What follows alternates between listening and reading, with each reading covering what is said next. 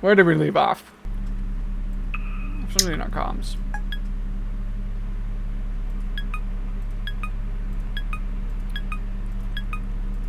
I think we already did this conversation. We did.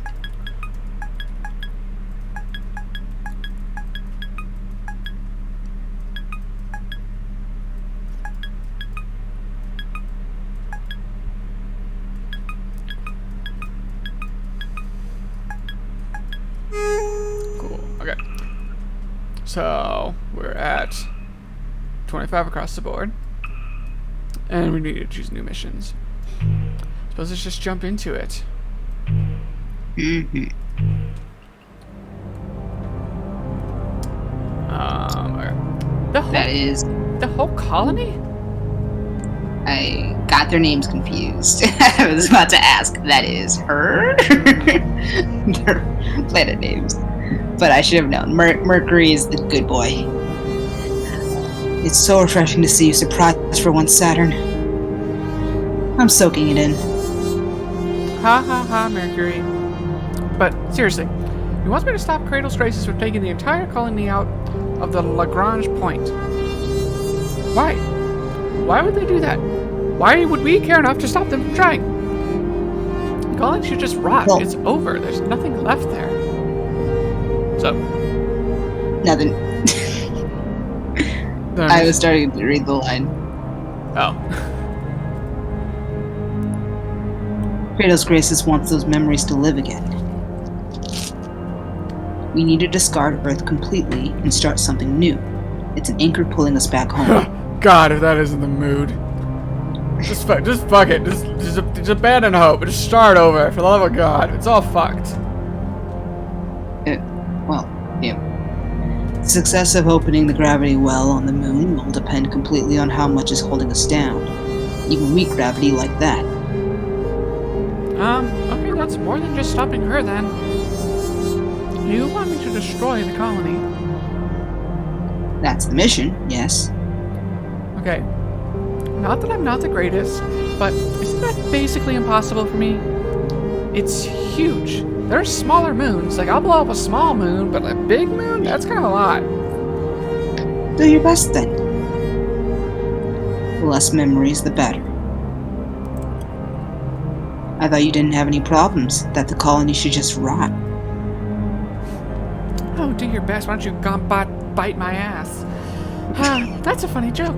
We both went through the same shit, so don't ask me that. Every happy memory is made retroactively disgusting by the sort of person Iapetus turned out to be. God, I hate him so much. I'll never get over how much I actually loathe that man. Saturn. Like, every time I reach a max amount of hate for him, somehow he breaks through the ceiling and makes me hate him more. Then why are you still pretending to be with the celestial mechanics? Why are you doing this is the real question, Mercury. You know him like I do, so why are you still here? I apparently have enough power to destroy a colony, and I can ditch him whenever I want. And I swear to God, if you try and predict what I say one more time, I'm gonna end this call. Leave Celestial Mechanics, take Ganymede, I'll protect you. I'll make sure there's a good future in the end. Leave it all to me, because I'm the best. You absolutely will not be fine if I leave. Of course I don't trust him at all, but he wants what I want. It's what you want, too. I can't trust him on anything else, but I can trust him on that. Even if he's just doing this for his own gain, with some other agenda in mind, he's truly going to give us this. Ugh, disgusting. That's what I fell for, so stop reminding me. I'm confused. I thought he had the Ganymede guy. Why is he talking about... It seems like whenever the love stuff comes up, he's also talking about Iapetus. They're both... Yeah, they kind of basically said that they both were in love with him. Well, Mercury's in a relationship. Mercury's currently with Ganymede, but that's like his ex that won't let him basically forget him. Okay, so he's just talking about in like the traumatizing, unhealthy, toxic sense of... Yes. Okay. That's what I've gathered, at least. Okay, I wasn't sure if I was missing something with his current relationship status. I can't read his Facebook, so.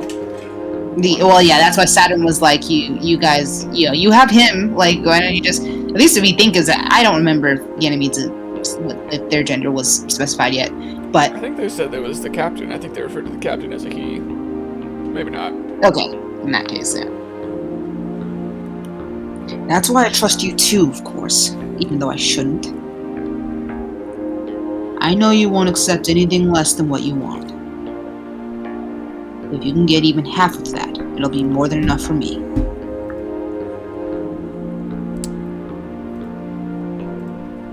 Well, after he went and said that, do we side with what we should do, or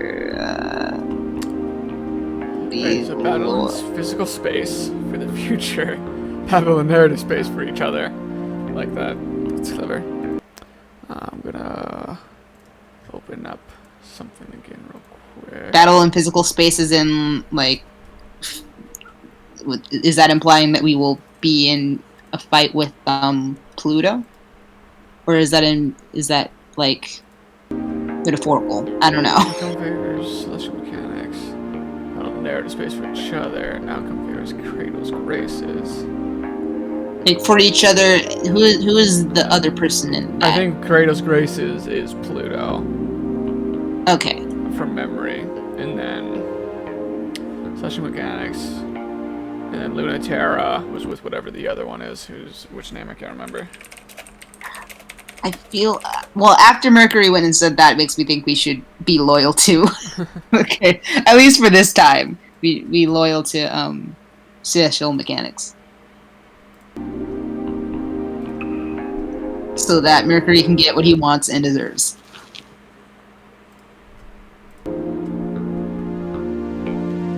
Pluto hesitates because she's not ready for this kind of fight, and Saturn is. The colony shakes like a star until you're right on it. Shines, I can read, shines like a star. Then it looms, impossibly large, a translucent sphere, a drop of water suspended in space. Glistening beneath the drop of water, past the clouds that form in its crumbling artificial atmosphere, to the strange haze that seeps from beneath the crumbling streets. It's possible to make out the fading light of the colony's collapsing systems. A massive jewel, like a clean slice taken out of the earth, and floated in space until its gravity formed into the tiniest planet. Even in a tiny world, even a tiny world is still a world. Who can touch this, move it by even an inch, much less move the Earth by an inch? Very controversial. But this is when Pluto was still considered a planet. Pluto drifts slowly in orbit around the colony, waiting. Even you don't know what to do sometimes, huh? And here I thought you were God. Well, I'm kind of stumped too, if I'm being honest, but sorry. Destroying it sounds way easier than whatever they're trying to make you do. The string of pearls skates along the outer edges of the colony's ice and atmosphere. She's having fun. She's playing. For just a moment, Pluto wonders what she's doing here. What was the voice I gave her? Genki, I'm guessing. I don't know. God. Yeah. Well, yes, Gojo. Yeah. Basically. Oh no, Saturn. I'm happy to see you, but I was hoping that I might be able to convince you to help me take it away. Oh, yeah? Yeah, and what made you think that? For the same reason you thought you could convince me. Because you like me? Or because you don't care for your side that much either? Well, I care about all of us left here in space. God loves all her children. Yes, I love all my children. It's amazing that you actually honestly do, but that's not what I asked, huh? There's a lot of ways to care about everyone in space. Dragging a colony out of the Lagrange point yourself is one way to do it. There's another way to care about everyone up in space. You can show it by destroying this place too. Now, I might need a refresher. Lagrange, whatever, is where there's schools? Yeah. That sounds I about can't remember if it was that or a different place, but The As good as guess as any, I do not remember. Like, I'm trying to figure, was this the place that we went to last time and we had the, memories of, what was that? Do not think this is that place. Okay. Then I don't remember. I don't either. You're saying that would free us from the past? But it won't make those memories go away. We're making something out of them, so that time and pain won't be wasted. This is important to me, and I'll fight for real over it. Don't look at me like that. You make me sad. You really don't need to be the one to tell me, because I already know I'm doing something super dumb. I wonder, what do you want, and why you think you can get it from me? It's just going to be a fight. Is that what you're after? The string of pearls presses its heel into the ice of the colony's atmosphere. Yes, even more so now. Didn't they teach you about sunk cost fallacies in the academy? Memories should just be memories. That's why you kind of make me mad sometimes. I've been having this feeling you're going to do something way dumber and scarier than just fight me. Am I right? Because after I already said that there wasn't anything you could do, after you were shaking and afraid from just being close enough to see me, it looks like I can trust you to come right back no matter how much I try to warn you. And trust you to come back twice as much. You're wasted on protecting this pointless ball of scrap. Whoever's ordering you around has no idea what they're doing. You think someone orders me around? Well, you're so right. But I'm still not going to let you through. You're wasted on Cradle's graces in general, and the rest of humanity too. Don't try to push my buttons like that. I won't think it's cute. It's a lot of work to be a human. I'm not trying to be cute. I mean it. It's more for some humans than for others. You're not mad at the humans who got to be human for free? It's a privilege to be human. Have you forgotten why we're here? Because humans who wanted to be more human took the least human of us up here to see how much more human they could be. Does any of that make sense to you? And now, they want to throw you away after they learned everything they could from you. Don't you resent humanity? With all the shit we've been through, why the hell are you on their side? I mean, I resent them. What do you do when someone says you can't have something? You think you should work twice as hard until you earn it? I don't. I'll just smash it until no one can have it.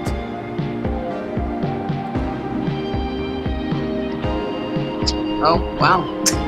Guess we showed, if we were going for Lunaterra, we are taking the right options. You know, you're just like Lunaterra. Oh, thank you. Oh, come on. Oh, please don't say that. You're merciless. She's so, like, dead dad tired energy. I'm Genki as fuck. Oh, it's in a good way. And don't lie. I know you're in her. Not even dead. Don't even tell me it's in a good way. Don't get me wrong. It just impresses me to see you wasted on all of them. You should be having fun. You know, I wish I would come here just for that. Just to have fun. Good. Have fun with me. I know you want to show me mercy. Labrat to labrat. Mutant bitch to mutant bitch. That's not what we need, though, is it? I want to see the you that's having nothing but fun.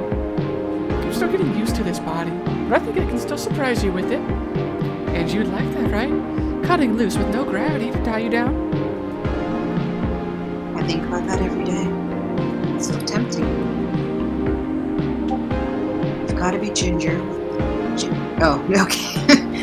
I haven't seen that word used for anything other than describing a redheaded person for so long. You've got to be ginger with the universe, you know, Saturn. Now that you're this strong, you've got to be careful. So much can go wrong.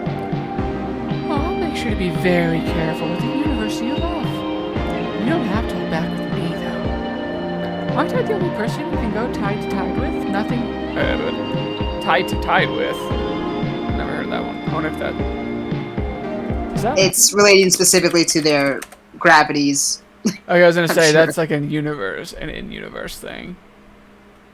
Because I don't think I've heard that used tide to tide, but I've heard that you've seen them use it in reference to this game. Anyway, aren't you the only person you can go tide to tide with, holding nothing back? That's a big promise. I don't want to come off as full of myself, but I don't want you to underestimate me either. Plastic girl to plastic girl. I wouldn't patronize you like that. It's tempting. I'm not gonna say I'm a god, but I'll fucking fight a god. But I wonder if you're really ready.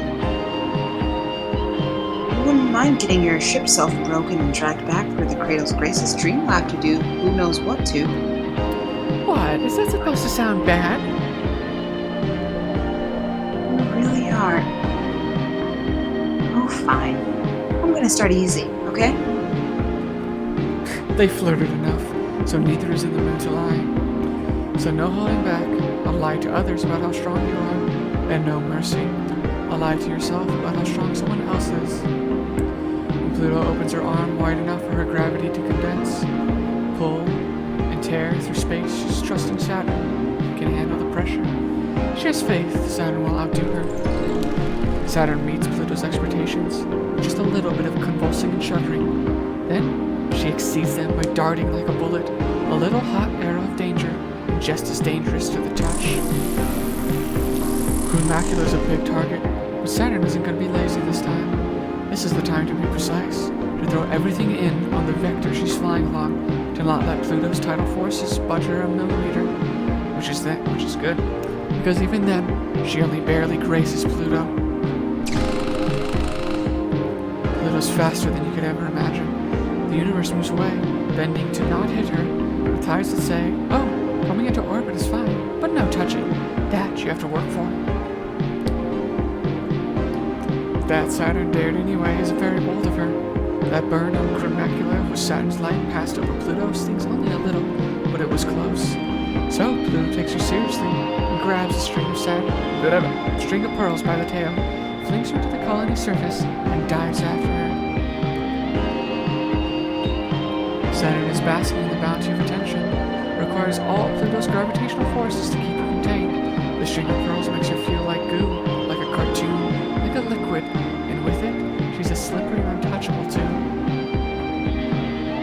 Others would shatter under the pressure. The string of pearls budges and squishes. Pluto pulls and pushes, trying to force her in a space that will sit long enough she can deal with it. Saturn squeals in excitement until she can stop giggling long enough to push Pluto off with an electric burn. Pluto can't help but laugh too. It's funny how much nothing is working even though she's trying as hard as she can. That makes her want to work as hard as she can. Lab-grown girls know. Bad-cultured girls know. Carefully indoctrinated, carefully raised, special gifted girls, they all know. Heroes want to hold us, but we don't need them at all. Rather than bandages and kindness, the sting of pressing wounds together is the medicine we need. No boy who wants to heal your wound is worth the one who will tell you your wound is there. I can't believe it. Me neither. I really thought I'd actually be the one beating you. You didn't lie, though. You really could endure it. All of it. The colony is much worse for wear. Saturn shattered against it many, many times.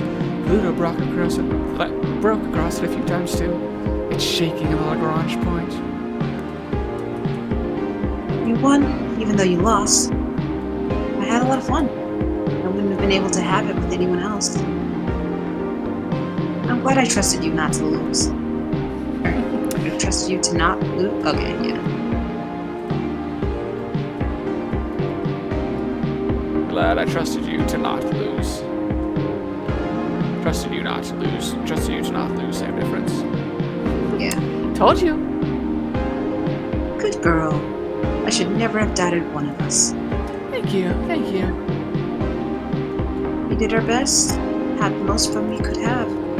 We get to the moon. Don't forget. You could keep having fun just like this if you let me show you the way.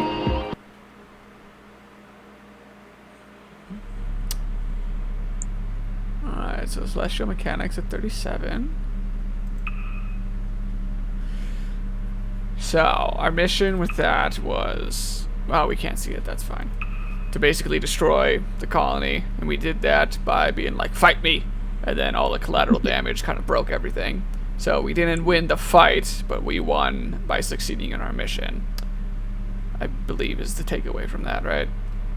I think so. Don't read Saturn. Do not read... Ganymede intercept, do not read Saturn. So Mercury to his husband, I guess? Maybe. Mm-hmm. Which operation opposite Mercury? Well, actually, I guess, do you want to read this as Mercury then? Yeah, I wasn't... Because it says Ganymede intercept, I couldn't tell if this was... I think this is something he sent from to... Mercury? Because author is Mercury, so it sounds like he... Oh, okay. And he sent it to Ganymede, and he titled it "Do Not Read Saturn," because I guess he expected her to intercept it. Yeah, that makes more sense. Okay. I'm completely uninterested in communicating with Iapetus in any capacity that's not technically. Know my boundaries. But you are very nice to worry. I know you're not jealous because you do respect me, and but don't make me worry. It's what I like about you. I know you're worried for me, not about me, and I appreciate that, but I do want to clarify things so you stop asking me about it, even though it is cute and I do appreciate it. Really. I'm not just saying that. Please don't hear that in a passive-aggressive voice. Mercury's the best. But I've been meaning to ask this for a while. Is it okay that I believe in this? It's important to me that you understand that it's nothing to do with him. So I worry that means you don't understand what it means for me. I don't believe humanity needs to be punished. I'm fine being human. But I think an important reminder is needed. Not alien in the sense of a foreign other that can bear all of our rage and hatred, but alien in the sense of casting our own features into relief. I think what we see as a result should shame us, but there are many things we need to see. You'll probably say you support me and believe in me. Thank you. But you'll also say that it means something to you too, and that's really why I love you. They're cute. Mm-hmm. So yeah, Ganymede is a different person from Iapetus, so good. Glad that. Mm-hmm. And then in Iapetus, message intercept. Author, Celestial Mechanics, ship self-design. Okay, so now with this... So this one sounds like someone in, like, I don't know, the design department sent it to I know, that's all I could think of. Yeah, because that's a Ganymede intercept and it was from Mercury, so this one was sent to Iapetus from someone in the design department, I think. Okay, so this isn't what we talked about. Not by a mile. You know I don't actually have a moral compass that does not revolve around cool. Around what's cool. So, coming from me, just know that it's my professional opinion that I'm not even sure that this is cool anymore. Creating a theoretical matter is not even hard under laboratory conditions, and in space, it's easy to sustain it, but the creation of exotic matter, like electrotoxins, can get really not fun if you aren't careful. And since you hate fun, I already know that's not what you're after, and you don't have to level with me or anything, but that's fine. But I do want to know that this thing is basically designed to degenerate as quickly as possible. The reactor tends towards aversion, and that will require a pilot I would really not want to meet, and a piloting style that no one should ever do. Eventually, it's going to drag the pilot down, and that's going to be really weird and ugly unless they are immediately destroyed. How do you want that? I mean, you said so, but if they're going to have so much fun, let me try to convince you that they should set a self-destruct in there. Maybe something cool will happen when she everts and this ship keeps anchored in space-time to mess everything up. If it's not, don't you want a backup option? You are driving me insane. I love that you embodied the unhinged energy of the design department in Romeichi. Yeah, yeah, for sure. I was not even going to try to mimic his voice, but just the classic, my bosses do not understand what I do, and they just ask all this bullshit from me, and I am tired of trying to explain to them that this is not what I'm actually doing, and that the things they want are absurd. Unhinged. Yeah. So but because I was having so much fun with it, I will have to reread this. So basically, Iapetus wants some real unhealthy pilot. This would be kind of almost easier to explain if you had seen Evangelion. It sounds like they just want some real unsafe symbiotic Well, stuff I think going I on gathered with it, yeah. that, but I think I was surprised that. Well, it's a good takeaway to that. Even people who aren't Saturn and Mercury don't trust Iapetus, or like don't like him at least. Like this is not a thing that like, oh, he's our. I mean, not that I didn't think they totally have a complete reason to not like him, but I don't think he's even bothering to put on any airs. Right. He's not like, oh, I'm just doing this because I'm a man of the people. I want what's best for all of our, belief, our doctrine, our faction, or whatever. He's just kind of like, nah, I am in charge. This is only about what I'm about. All of you are here for me. Maybe. Yeah. I'm sure he acts the same way in front of Saturn and Mercury that he does everyone else, which says a lot. This thing is basically designed to generate as quickly as possible. The reactor tends to diverge, and that will require a pilot I would not want. If you're gonna have so much on least, you should set a self-destruct and then maybe think about what is the birds and stuff. So theoretical matter is theoretical matter.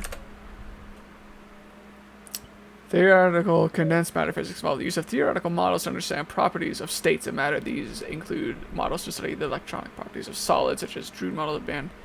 Yeah, so it sounds like again, a lot of this is starting to get like weird in the sense that it's like, the mutants and stuff, and Pluto is like seeming to transcend in some areas, and it seems like he's kind of wanting to push that.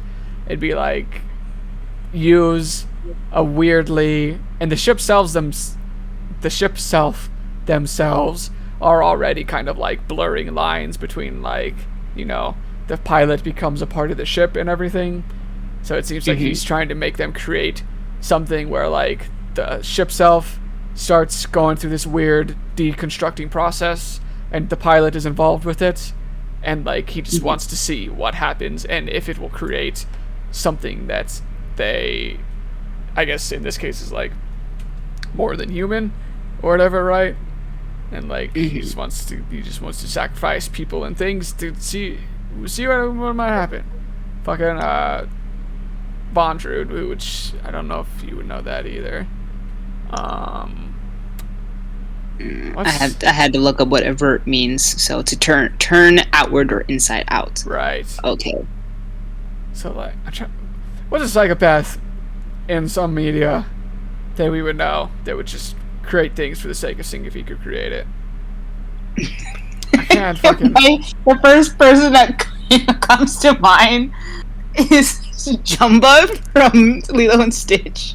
Yeah, sure. I mean, I guess that's except like much darker. But yeah, literally just like. I know. What happened? I mean, basically. I recently rewatched the movie, and well, not recently, but like I saw some scenes, and I like the opening scene. Because when you rewatch the opening scene as an adult, it's so insane. Like that, they straight up got this guy creating he's a war criminal basically, created a biological weapon because he thought, why not? Like I want to try to see what I can create, and he created Stitch. Yeah. Like, no, I mean, yeah, it literally sounds. Yeah, that's a good. I could have sworn there's something else that we have seen within recent years that is like that, but I'm drawing a blank. I don't know why. But yeah, no, Jumba. Yeah, I like that.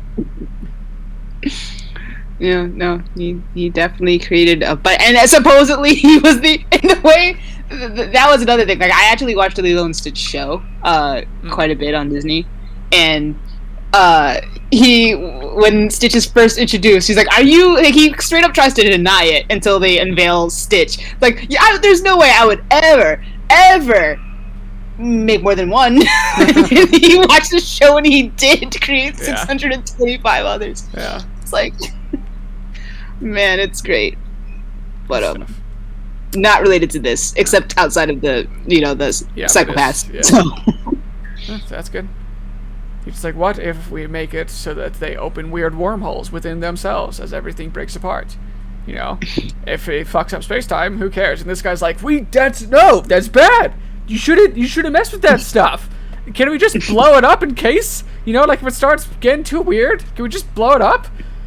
Yeah, that's the design department clearly thinks that creating a self-destruct button for Saturn would be good. They didn't specify in that email if it would be just to like sure, like backup option, but is it like a mercy thing? Like if she turns completely inside out inside of the thing, like it would be like she could, end her suffering, or is it because they don't want anyone else to get their hands on the technology? I could see it being both of those, but I think it's more so that he's crossing lines of like, what he's saying, the ship self keeps her anchored in space-time. So something cool happened when she averts, and this ship self keeps her anchored in space-time. But like doing something like that, like if she, like I would imagine, like it's potentially opening up like wormholes or like weird like ripping reality apart type of things that they're afraid of, with how weird like and line blurring that this is already getting. I think that might be a part of it too, where it's like I know that you want to push like this line as far as you can go, but if you push too far, it's not gonna be fun, which is what it's like. This isn't even cool anymore. Like scientific advancement, great, but some lines should not be crossed, not because like it, not even I think like necessarily like, oh, our enemies can't get their hands on it, or like we need to show these pilots mercy, but like as in nothing will be here after this potentially. Like it could literally just fuck everything. Or maybe he said straight out the gate, it's not my moral compass. Yeah. It's not. Yeah. So, but yeah, it could be a mixture of all those things. Just basically don't do it. Jumbo, don't make 626 experiments. just stop at 625. How would I do anyway? Well, Saturn, I would love it. Just love it. Yeah? If you messed everything up this time. Okay, I chose Celestial Mechanics last time because you said to... I know, this is kind of... I'm wondering what... King of mixed signals over here. You fucking... Shattered screaming in her cockpit, and then just 3 dots. Oh, is this reverse psychology? Did I really reduce you to that? I'm a little impressed by your persistence in nagging me, but now I'm feeling like I pushed you to your limit. Or was it just so hard to process that I, like, picked up the vibe that you were saying to not betray you, and then I actually didn't betray you? Shut up. As always, I am serious. Messing things up is literally the only thing in the world that no one has ever needed to specifically tell me to do. And you keep yelling at me when I do. No, I'm reading the side. I saw something like coffee maker initiator or something like that. I've never actually like coffee maker. Coffee maker. Yeah. I've been looking into Iapetus' work on the Eversion project. Which is probably the email we just got, I assume? Yep. Oh. How much do you know? More than you now. Oh, I doubt it. Of course, it was always suspicious that Iapetus decided to support us. He was very insistent in his interest in taking humanity to the next stage. Yeah, see, so like I think that makes sense. That is why any of us wanted to connect with the so-called existential threat. People who already had everything on Earth couldn't possibly understand. They just want even more for themselves. That's what I thought too. Iapetus' plan is very attractive to certain factions in Memorial Foundation. Certain factions in Memorial Foundation really liked the days when humanity was united against the existential threat. Except aliens aren't real. Okay, they're an nth dimension shadow. Okay, this is gonna be... Here we go. Okay, they're an nth dimensional shadow cast by the gravitational impression of human culture and space-time, but that makes them a few shades short of real and much less dangerous than their cousins on Earth, and even those are so weak, kids with radios can take them out. Okay, so we just got the confirmation of aliens. Well, no, see, this is what I was saying earlier, that it's like, when they say existential threat, it's not like a physical thing. Like that's what she's saying.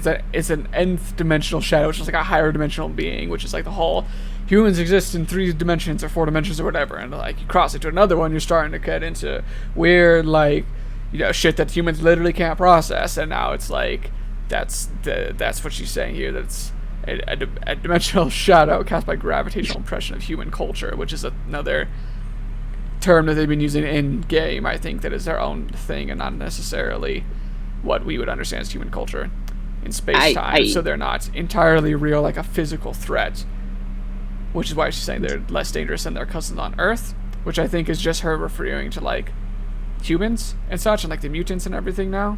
That's what I kind of was referring to. Right. I guess my wording wasn't proper, but like confirmation on aliens as in like they exist, but not in the technical term, like not even technical, in the stereotypical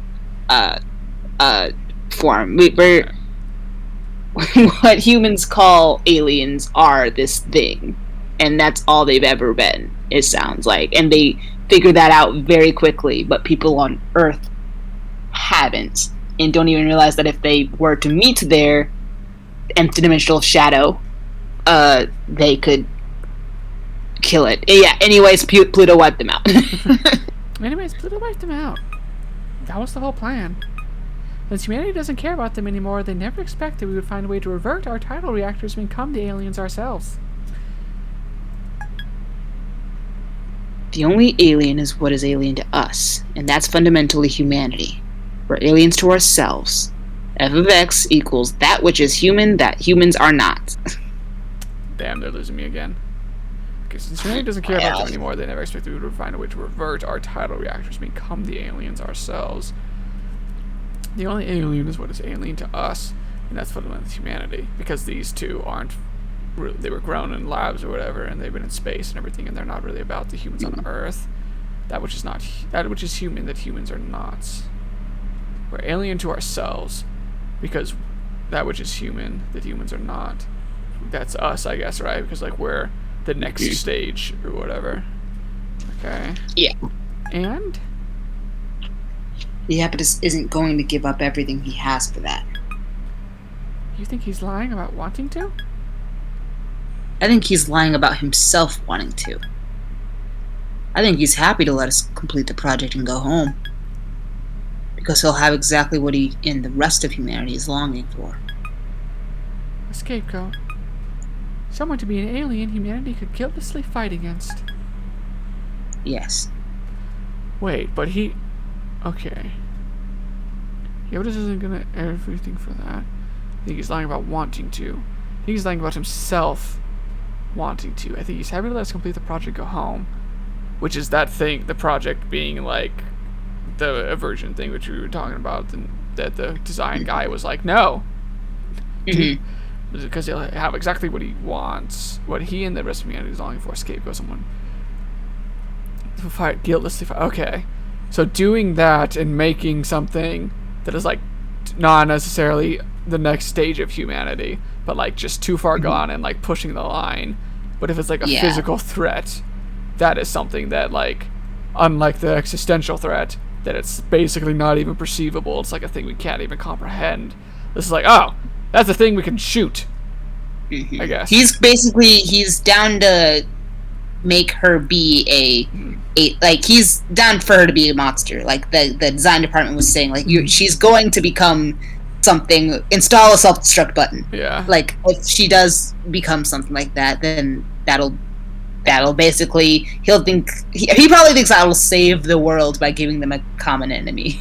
Which is, oh yeah, I didn't get the impression that was what he was wanting. That like some sort of unity. I wasn't really expecting that. I didn't get the sense that's what war makes money, I guess. Sort of deal, maybe. I guess, yeah. I wasn't getting that impression before, but that would make sense. I am fine with abandoning Earth. It hasn't given me anything. But not on his terms. Not ever. See, so him and what he and the rest of humanity is longing for, a scapegoat, someone to be an alien humanity can fight against. How does that correlate with abandoning Earth? Not on his terms, right? See, that tracks. Not ever. Don't worry, Mercury. I've got a plan. No matter what, it won't go his way. How does making a scapegoat for everyone to fight against, though, correlate with abandoning Earth? I think because the celestial mechanics are supposed to be trying to Actually, make humanity go to the next stage and become more than human. That's basically, yeah. Like they will be stuck in their own ways. Like the Memorial Foundation are the ones who think we need to be with Earth. Yeah. And celestial mechanics are like the techies, basically. So they won't be helping Earth. I don't know, because Cradle's Graces are the ones that want to find, a way for Earth, like people on Earth to make it in space. The Royal Foundation are the ones that are saying it's a lost cause. And the celestial mechanics are the ones that are kind of sort of in the middle. They just they don't care about what it takes. They just want to keep pushing, like moving forward. So abandoning Earth, as in maybe not bothering to return, and or give them the means to become anything more than human. Right. How is that? How is her becoming a monster, becoming a scapegoat or whatever, playing into his terms of abandoning Earth? I just don't quite follow that, but I guess by fighting against a common enemy, they won't technically be trying to advance. It basically answers the question for them. Yes, instead of the existential threat, you can now move on to thinking about aliens. Here's your alien. Yeah, okay. Okay, I guess I could see that. Sure, okay, we'll go with that. Yeah, I won't think Together, time and space aren't quite right. It's a perfect place for a real fight. How deep under Luna's skin do you think she can get? Alright, real quick, I'm going to run to the restroom. Bitch.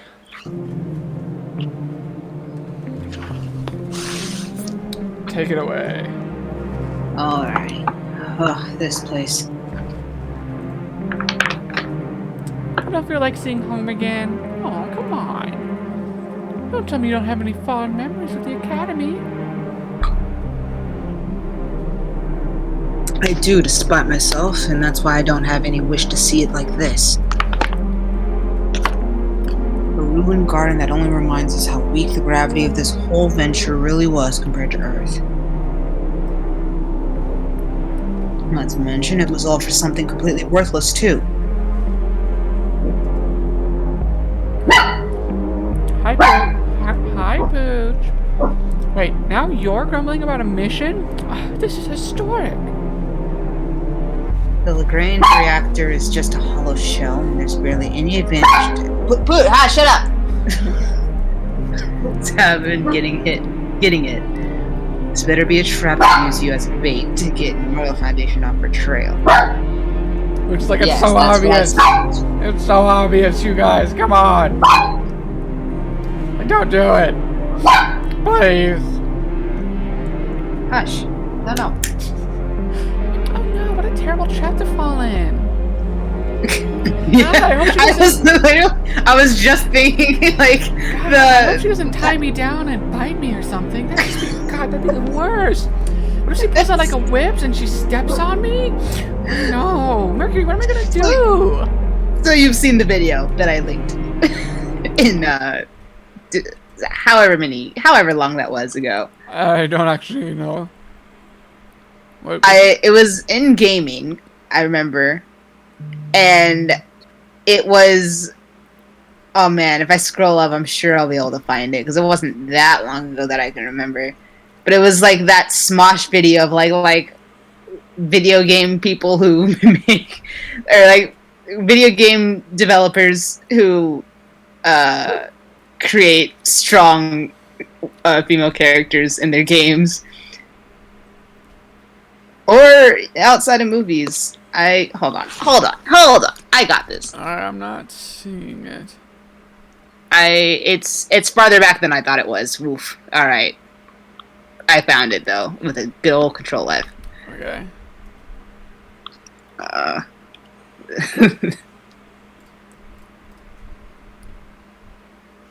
So if you really were making that reference without seeing this video, then yeah, then you basically you wrote this. Yeah, flirting. Oh, it's just unbearable. Man, that would be the worst. Yes, extremely. Are you really still getting nowhere with her? What are you talking about? We're, just taking it slow, seeing where it goes. Just not putting labels on things. Uh-huh. I think you said you were going to crack her open and peel her shell, but I don't think you have. When did she say that? Yeah, that sounds like something I'd say. God, I want to crack her open. Hey, you don't know anything. Shush. I am completely and utterly correct then. She's highly evasive. Point blank or sniper shot. I can't seem to hit her. You're tied, Vicey. Shut up. I got the Academy's most notorious heartbreaker to look like an idiot at me. So I win. So shut up. Because most are to look like an idiot at me. So I win. Look like an idiot at me? Mm-hmm. Is it because she's saying like I mean, I'm assuming she's talking about Lunatera here. So she's saying she got Luna to make googly eyes at her. Oh, look like an. Oh, okay. Yeah. God, I am struggling with words apparently. No, it's not. This one wasn't as clear cut. Yeah, I got the Academy's most notorious heartbreaker to look like an idiot at me. So I win. So shut up. Alright. She's even stupider than I thought she was. But she's not as stupid as me. You're the one with your guts all over the place. Oh, just... Fine. And I'm you're falling frustrated, for that alright? thirst trap over and over. What? And you're falling for that thirst trap over and over. Look, I'm sexually frustrated, alright? Because it's not because I'm not getting anywhere, because I even care. It's not like I really like her. Obviously, we're just doing this because, it's like lust or whatever. It's not love. It's not that guy, Alright, this time I'm done playing. Happy? This time, I'm gonna pin her down, I'm gonna peg her, and then we're gonna both walk away and never talk about it again. If there's anything there, or she's metal all the way through, I'm gonna find out. I'm gonna spoil every inch of her body, get this out of my system, and then we're both gonna move on. And if she's that boring, I'll never forgive her. But I'm coming back with guts this time. I'm gonna pin her down, and she's not gonna lay a finger on me. What did we do last time? I don't remember if you... I don't know.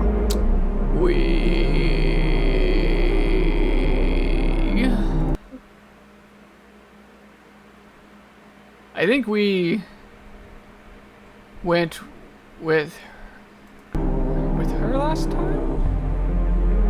And probably, let's see. Well, I guess I'll do save.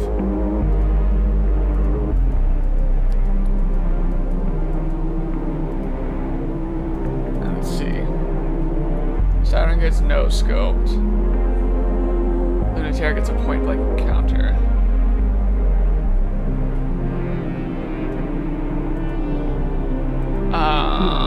Getting no scope sounds familiar. Then that might have been what we did. That was with her. It's her symbol. And our symbol is the one with the pentagon. So, I guess we betrayed last time? And went with her foundation? But... It just... Sorry, go ahead. No, I was gonna say, I do want to do loyal, but we just did loyal, so I'm not sure. That's what I was gonna say. I don't know. Should we? The quotation marks around fighting real are very tempting.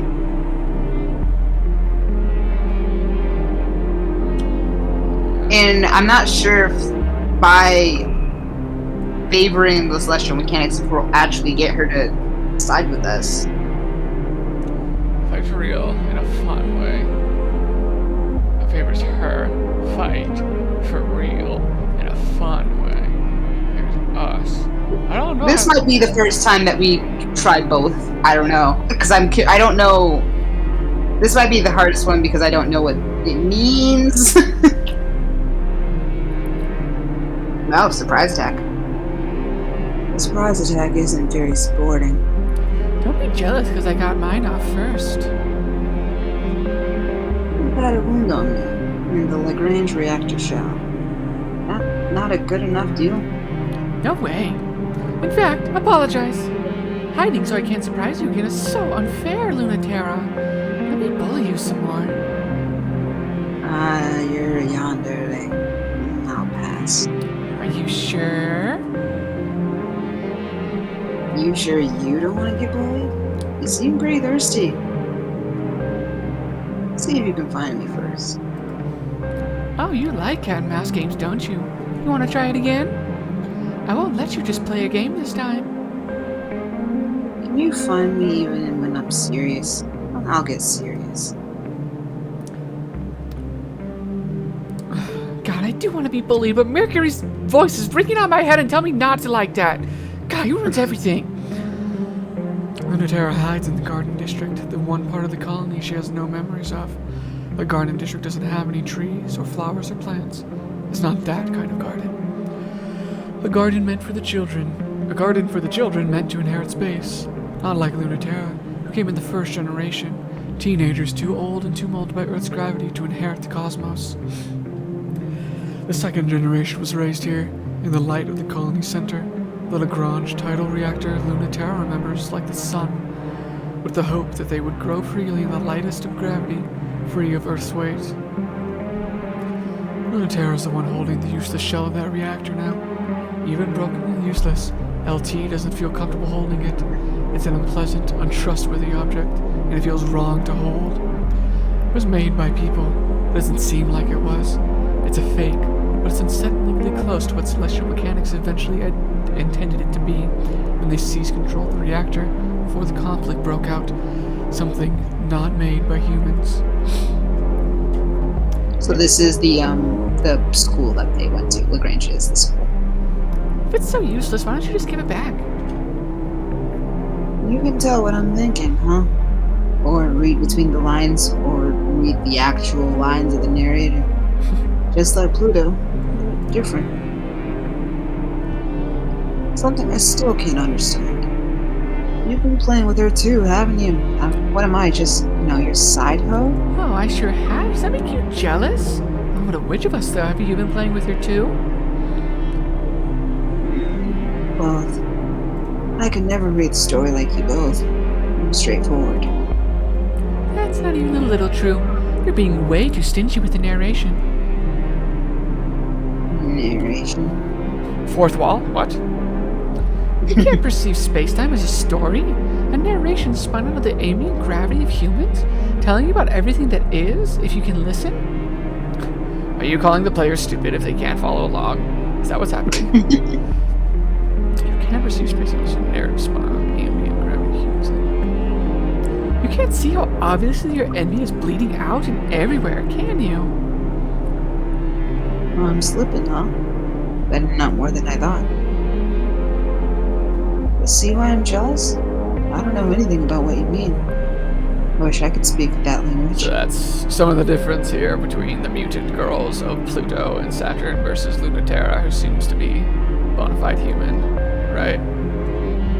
Maybe. I think that's everyone was talking about, or she went to the mutant. She was an academy pilot, but I don't think she was a test. I don't think she was a test tube girl or a lab grown girl or whatever they were talking about. She was saying that Lunaterra seems to be older, like LT was of the first generation that was too born on Earth, too molded by it to inherit the cosmos. So she's not she's not like Plattern. She's not like Plattern, the ship name.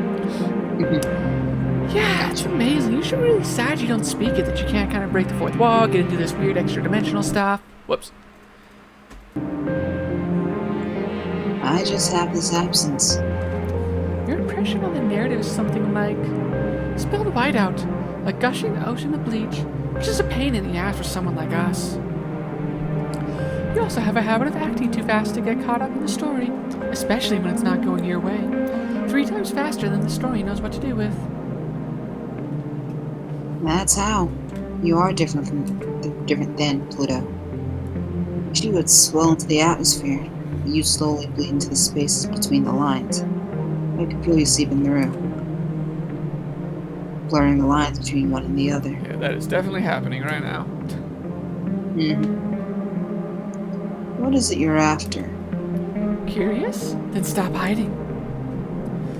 The rain-slick streets are looking more and more the same. The weather is malfunctioning, and the moisture regulator is shot, and the failing gravity is doing strange things, playing strange tricks. Mara Crimson's feet are wet. She's afraid. She's falling right into a trap that feels like it's in every direction at once. You can't trick me. Lunaterra dodges at the last second, or was never there. If Saturn bleeds into the narrative, the Lunaterra's Shrek is having a real habit of interrupting the story just when it's getting good. Good thing she'll never know how much Saturn and Pluto think that's cool. I have eyes too, Lunaterra. Don't think gravity alone is enough. Saturn swipes again. Lunaterra wouldn't be hit by such a thing, but she isn't ready for the dripping, sparkling neuro-lightning. She misjudges the distance, the unsureness of gravity. Mara Crimson sparks and bleeds from her left arm. Lunaterra swings her spear, crushes the string of pearls to the ground. It crumples, then darts away, lost in the mist. Saturn's wars off, but her machine will fix itself, and the poison in Mara Crimson's system is only getting worse. You almost got me, but not quite.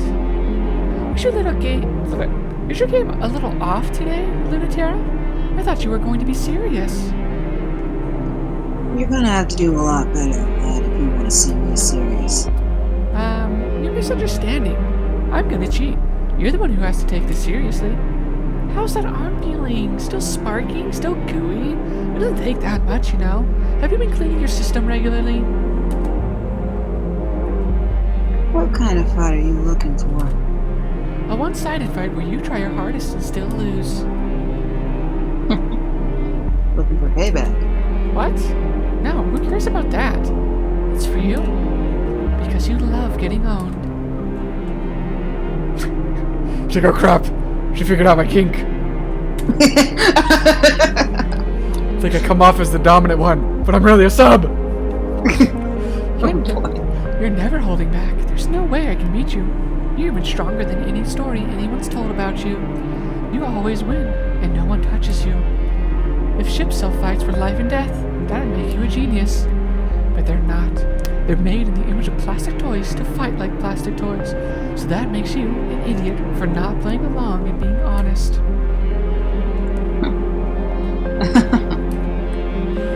You'll save a lot of time if you get in and say I'm right now. If you beat me for real, that'll be all the answer you need. Stoic to the last, but that's great. You're holding out on me is kind of delicious.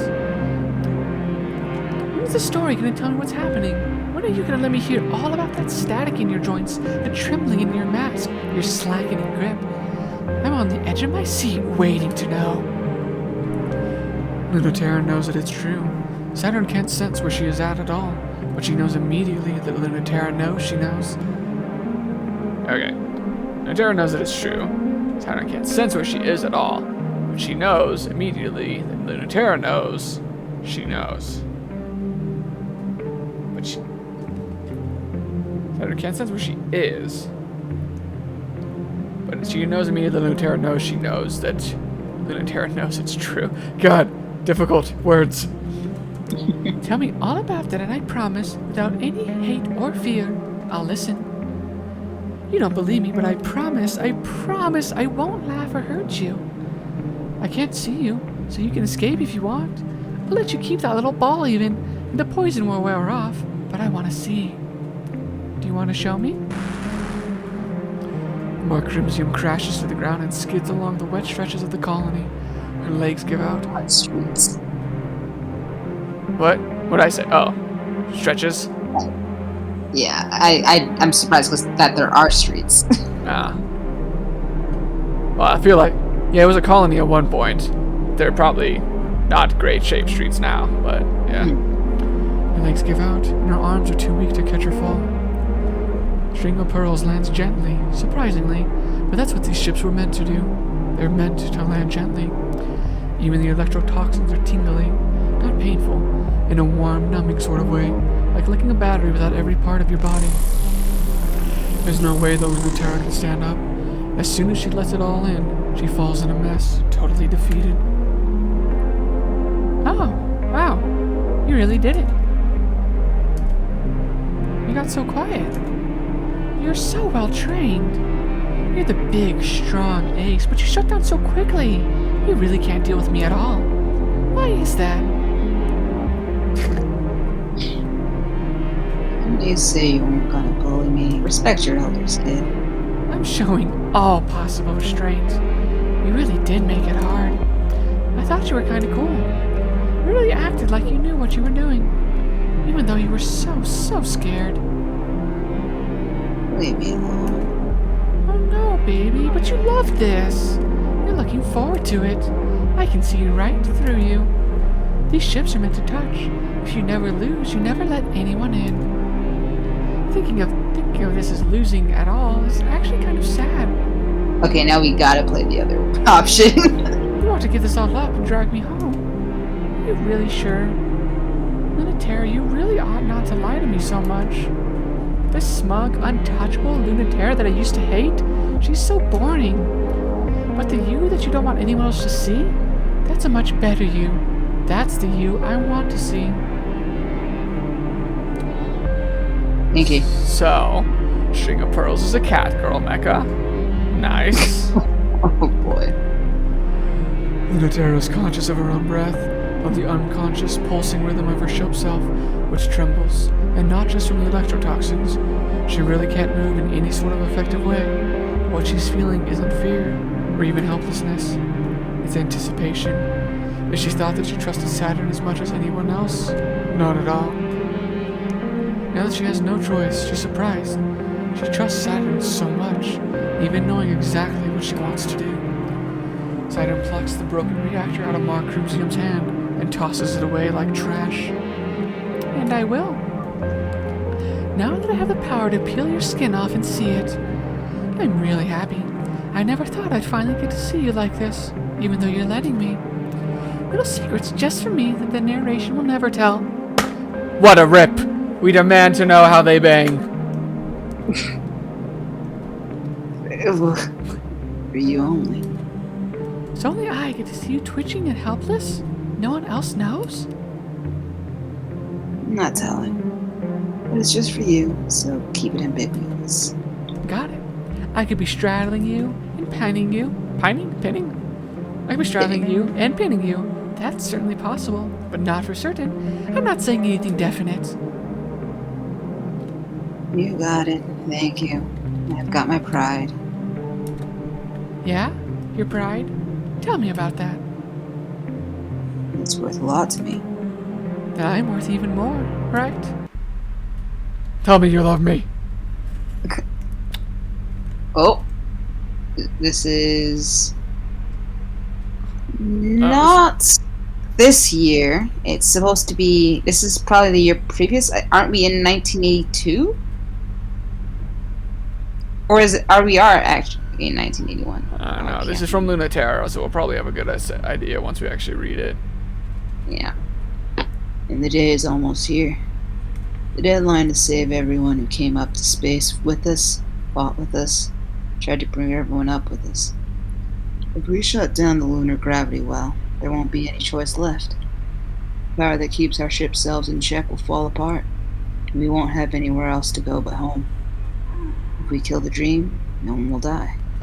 We really, really hope that's true. No one should die in space. No one should die, period. No one has to die, because ship self-combat is shimmering missiles of light, cosmic explosions, electricity that sears through the soul. Blade science is impossible for a human to produce. Dances of combat without end. A fight against ideas with toys. Humans would never show that sort of compassion to each other. Earth's answer is a single atomic particle fired at near light speed directly into the cockpit core. A true weapon for military force. The quickest, most efficient, instantaneous, unavoidable way to kill a human. The most boring possible way to pointlessly die. No drama, no meaning, just nothing. Earth's answer is a So- single atomic particle fired in the bleed directly into the cockpit for a true weapon from the military force. Quickest, most efficient, easy to kill a human, the most boring possible point. I don't know if I get that last part. Everything else kind of tracks with what we know about the ship selves and the Memorial Foundation, everything. I don't really get that last part though. Sorry, what were you gonna say? I mean, describing it, it sounds like a laser, right? Like they created a laser. Yeah, but I don't understand. Directly into the Earth's answer. Oh, I guess to destroying the lunar gravity well. Shut down the lunar gravity well. There won't be any choice left. Everyone will have to come back to Earth because the ship selves won't be powered anymore. And Earth's answer to do that. The single atomic particle fired at near light speed directly into the cockpit core. A true weapon from a military force, quickest, most efficient, instantaneous, and unavoidable way to kill a human, the most boring possible way to pointlessly die, no drama, no meaning, there's nothing. So, Killing the existential threat, basically, by like saying like life has no meaning. Like there's no point in trying to see what there is beyond humanity. Sort of deal is what I'm gathering. okay. Oh, is this gonna be from all the protagonists now this time? I think maybe. maybe this is maybe this is like today. Like if this is gearing up for like the final confrontation between everybody, then like, you know, fucking Memorial Foundation is going to destroy the gravity well. Pluto, Kratos Graces, is wanting to open up the gravity well, and then Saturn with Celestial Mechanics is going to do another thing with the gravity well. Like, I guess these are all kind of converging. I thought that this was in the past, but it sounds like these are present. The 1980, January 30, 1981. Mm-hmm. And we basically, I mean, it feels like we defeated both of them. I don't know if we'll get a round two, or well, more than round two, but you know what I mean, like another chance at letting them win or anything like that. In the end, they might get everything they want in the way that no one wants. In the way that no one wants. If we open up the lunar gravity well, then we can establish forever another Earth, and maybe another. We can inhabit the whole system. But that will cut humanity into two and more. The distance will be so much further. Everything we have will be even farther from them. How much are we going to lose? How much will we never be able to give them? The moon is very close to being part of Earth. It's full of life, and humans can live here now. It feels impossible that I don't want to give it up. Oh, it feels impossible and I don't want to give it up. We should break it off forever, shouldn't we? All I want is to stitch these two humanities together. But if one of us dies as a result, I will fight forever to keep that precious thing alive. Okay. So, Memorial Foundation, Lunaterra wants to destroy the lunar gravity well so that everyone has to give up and come back to Earth, and we all just sit there, bury our feelings, and then die. Pluto, Kratos Graces, want to use the gravity well to potentially make other planets inhabitable, kind of make them more Earths and stuff within the solar system. And then, but in doing so, we can barely fucking communicate a country together, a state together, one world together. If we split up and make humans go all over multiple Earths, we're never gonna fucking get along. Not that we would anyway. But she just doesn't want people to give up and die. She wants to make it work somehow. And then Saturn. They don't name it because naming it gives it power, but not naming it gives it more. It must be in every corner, behind every door, far, far away, in the spaces between stars. It is defined and categorized in every human culture and is deliberately omitted from explicitly naming conventions. from explicit naming conventions by Memorial Foundation in favor of a euphemism less captivating to the imagination, such as existential threat, rather than a specific word that would stimulate the imagination. But a trick like this will not work, and the euphemism is a hollow void that can hold all fears and all possibilities. So that nth dimensional being that they call the existential threat, they call it that because giving it a name like God means that, like, you know, it gives it power in favor of explicit conventions, less captivating to imagination. A specific word would stimulate the imagination, so they don't want people to, like, God, what could it be? But existential threat means, like, oh, well, it could be anything. So it kind of gets backfired on them in that sense. Maybe it didn't. Who knows? Through gravity, humans decide what is real and what is not. But what is not does not stop existing. And it, like humans, can decide. It's the kiss of inverse. Everything that humans can imagine but can't become. The shortcut to attaining it is to forsake everything that humans already are. Oof, Saturn coming in with some heavy takes. So, if you can't touch it, feel it, smell it, etc., interact with it, humans say it's not real. But there are things that aren't that, and just because we don't like them and we don't consider them real doesn't mean that they're not out there. And, AKA gravity. right. And humans can decide, and humans can decide.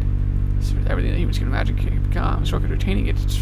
Right, so, and they're saying, like, the best way to attaining, like, or contacting, or kind of reaching that point of the nth dimensional beings is to forsake what humans are and completely ignore the notion of trying to keep humanity together, trying to stay human, and just accepting that they could become more. Which is the whole celestial mechanics thing. If a bunch of idiots get tricked into going there, it would make a very convenient enemy for Earth. That's their real fear. Before that happens, I will tell you a little secret. Ready? Saturn, Celestial Mechanics Test Pilot. I do like that, like... Ah, shit, I didn't catch Pluto's title. But, like, Lunaterra's is, like, Ace Pilot, or whatever, and then Pluto's is something else, too, that's, like, a higher up. And then Saturn's just, like, Test Pilot. But she's still involved in, like, the same way. Good stuff. Route installation complete. New OS in operation. Celestial Mechanics Fleet collecting in the orbit of Earth's moon. Request for assistance received. Ignore. Awaiting manual input of mission parameters. Assist Kratos Races in Celestial Mechanics with the opening of the gravity well and changing gravitational constants to make conflict with Earth possible. Mission created. Get in as much trouble as possible with the Memorial Foundation Ace. Mission created. Calculating gravitational slingshot data from server hack. Ready for launch? Yes. Accepted. Normalizing gravitational slingshot effect. Prepare for immediate launch to Earth's moon. We coming home. Oh boy. 50% Celestial Mechanics. 25% Memorial Foundation. 25% Kratos Graces. This for being a loyal hoe. That doesn't work. That's the opposite of what a hoe is.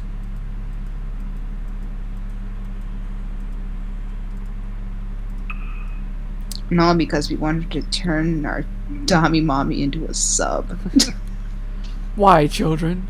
Indeed. Just in general. Why, children? Just don't. Just don't. Oh boy. Memorial Foundation, Space Program Documentation, Director Nix. This was the guy... This is the guy who made them. Right. He made us, but he didn't raise us.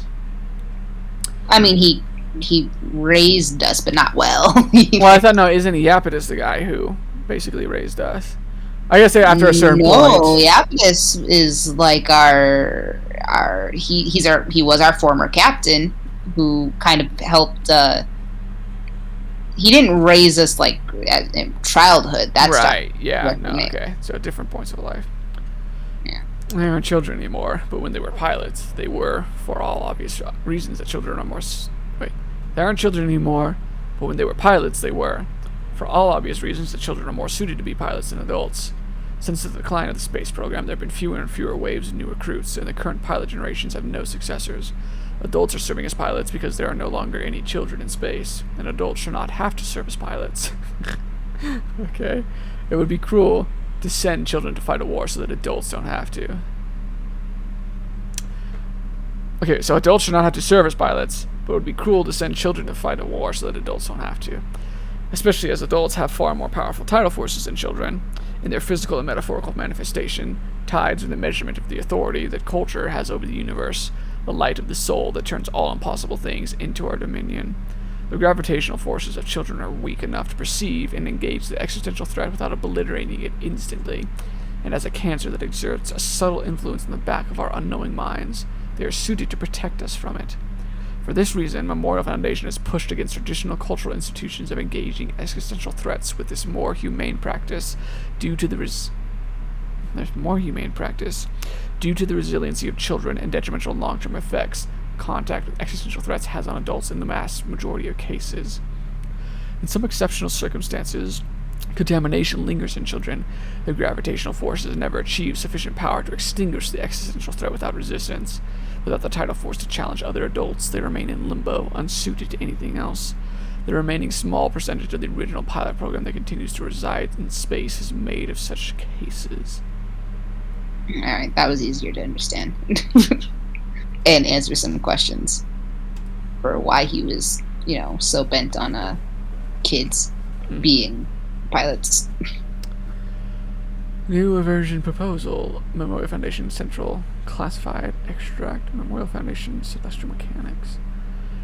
Thank you. I'm no different from my former colleagues. I think we all want the same thing, ultimately. Every last one of us. I'd implore you to be forgiving of them, though not of their methods. Many of us are thankful for ending the Cold War. The paranoia and suspicion that accompanied the strength of the existential threat in this world as it fed on the trauma and malaise and discontent of the world after the war. Malaise. Yeah. A general feeling of discomfort, illness, or uneasiness whose exact cause is difficult to identify. That applies to the game. But I think some of us have some reservation about the future. In abandoning existential threats to address the threats of our home, it will inevitably result in us turning to conflict between humans once more, and in turn, the existential threat will thrive. We're looking for the smoothest, most uncontested future. I won't lie. This will not ensure happiness for everyone. In fact, it may be difficult to understate how much it will ensure the opposite for what will ensure... In fact, it may be very difficult to understate how much it will ensure the opposite for what we will ensure are very few. But what I'm proposing is will ensure the maximum happiness for the maximum number of people. And what else can we do? I think so. This is them regarding the whole thing going on with the gravity well, it sounds like. Do you think about Neith still? Who is this? That's out of nowhere. I think about them every day, obviously. They're the reason Celestial Mechanics exists. First to understand what happened to them, and then because we couldn't stop thinking about it. About how to make what happened to them happen to us. Still don't know what it was exactly. They had us all get together to reach through space and time and contact the existential threat wherever it came from. Make sure that it truly had been defeated for good. I think they were really hoping it wasn't. We felt the same, especially us, who never got to fight yet. We reached together as far as we could. And Neith reached farther than anyone. I didn't think it would have been them before anyone else. But I didn't know them. Wasn't that they reached too far? Or what? Or something reached to them? What's the difference? In the end, they got it. Whatever it was. Are you having second thoughts? Maybe. They were the only one. I always wondered why that was. Were they special? In a good way or a bad way? Were they chosen? What would be the criteria? We know it's none of that, though. Just a lonely, unchosen child. Without so little presence in this world, they fell into another one. That's how it is. The only trick is how to do it on purpose. That's just it. Are we too attached? I want to be something new and share it with everyone else. Or share it with everyone. Am I too heavy for the apple? It's a thin line between falling into inverse because you have hope and because you don't have any left. We should be glad it's not so easy, you know. Damn. So, one of their trainee academy people, when they first made contact with the nth dimension, made contact and never came back from whatever it was, because they were just so seemingly, again, like, I think it's more nearly kind of bordering on just more metaphorical than literal, but their presence was so little, so insignificant in this world that they started drifting into another one. I like the conversation a lot. It's weird, and it's kind of it's existentialist, and it's like, but again, more metaphorical than literal. But that was a cool conversation. Mm-hmm. This game's got some good stuff. Some of it's hard, and some of it's cool. All right. That is the game in a nutshell. Yes. Yeah. I'm glad we still get some content with the two, even though we seemingly met or like defeated both of them. Yeah, I think I'm getting the sense that this might be the last two, but I don't know. I could be wrong. Alright, so the acceleration due to gravity. Celestial mechanics and Cradle's Graces have one thing in common, and that's escaping Earth's gravity. To do that, they need Saturn and Pluto to work together to corrupt the lunar gravity well. It's an opportunity for one to get the upper hand over the other, but they're not thinking about it politically. Thinking about it like being in bed! Switches! Both of them! Plastic versus metal. Earth has promised to let the children of space sort themselves out for now, but their machines of war guard the way back home, just in case. When Saturn and Lunatera meet in a chance encounter, the true terror of humanity stares them down. So, both Pluto and Saturn's factions are about opening up the lunar gravity well for different reasons. Lunatera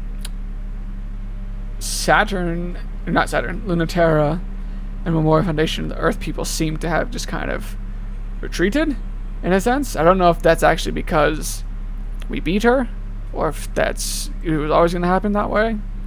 But they're like, fine, do what you want, but you ain't coming back to Earth, guarding the way back home. And yet we run into her anyway. The true terror of humanity stares them down, though. I'm not sure what that might be. Since we defeated both of them, I'm thinking about letting both of them win this time. Yeah, and I wonder, because we're at 50. I don't know. I mean, it might not be enough. I wonder if that would get them both up to 50 as well. Well, I mean, I guess technically this adds up to 100, huh? So maybe it doesn't matter at this point. I don't know. We'll see. I don't know. I'm interested about this one because like, I don't know. We did like beat them last time, but this still seems like they're kind of out and about. You know, it's not like we beat them in a mecha battle and then brought them back to our home base or something and put them in jail. So I don't really know what the outcome of that kind of equates to. Yeah. How's the new equipment fitting? It's not that much weirder than how it was before. This mission really is a weird one, Mercury. This was always the plan, you know that. Lunar gravity well is the anchor that all tidal reactors resonate with. It's how ship cells maintain their form, how colonies on other planets and orbital bases and ships maintain environments humans can survive in. I like this soundtrack. Oh, yeah. Gravity in both the literal and figurative senses is required for us to live in space. Without it, we dissolve into the universe, become everything that humans aren't. There's a lot of that in the universe, if you've noticed. If we want to turn into something interesting and specific, we have to make sure that we're controlling the aversion process. Is it going to work? Probably not. I wouldn't trust the Iapetus to do this right. There's nothing in it for him, so why would he care? When he lived on Earth, he had everything he wanted. Oh, He isn't like anyone else who came to space. I guess that makes sense. He's a fuckboy.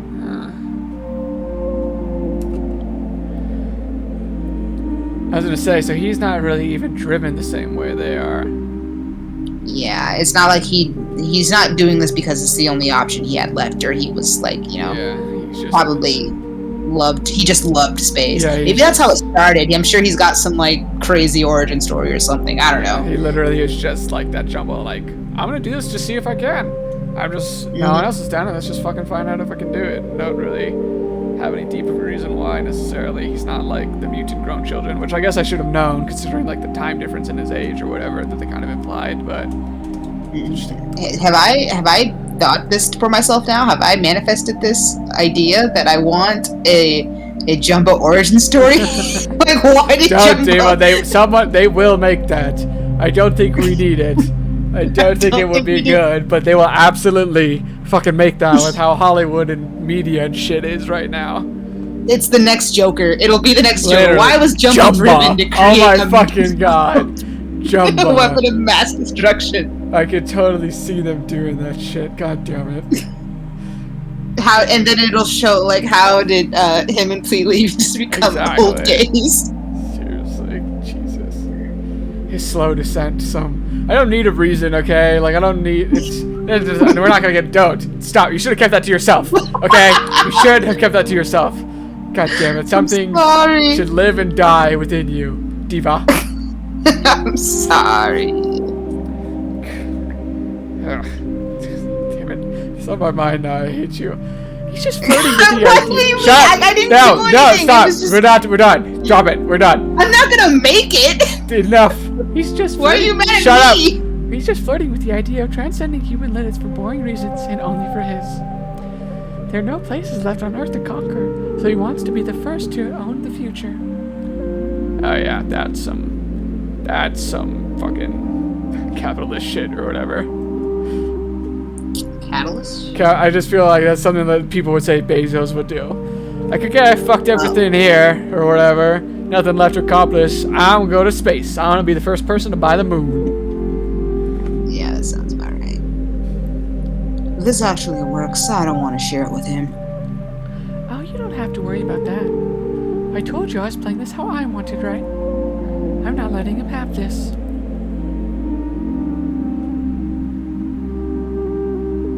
Fuck. So the one with it favoring celestial mechanics is trying to get Pluto onto our side for sure. Which is kind of like what we wanted, but that's favoring us. Pluto tempts Saturn to entertain a silly dream. Favors Satan's graces. So Pluto, we say, hey, you're basically a god, just own it. And she says, hey, maybe being human's alright, and we can save them. Kind of. That's the vibe. Oh, wrong one. But we made our decision. We said, we beat them last time, this time they can beat us, right? Are you not a woman of your word? I am. It's just I didn't think that this would be the next option. Let's see how this goes.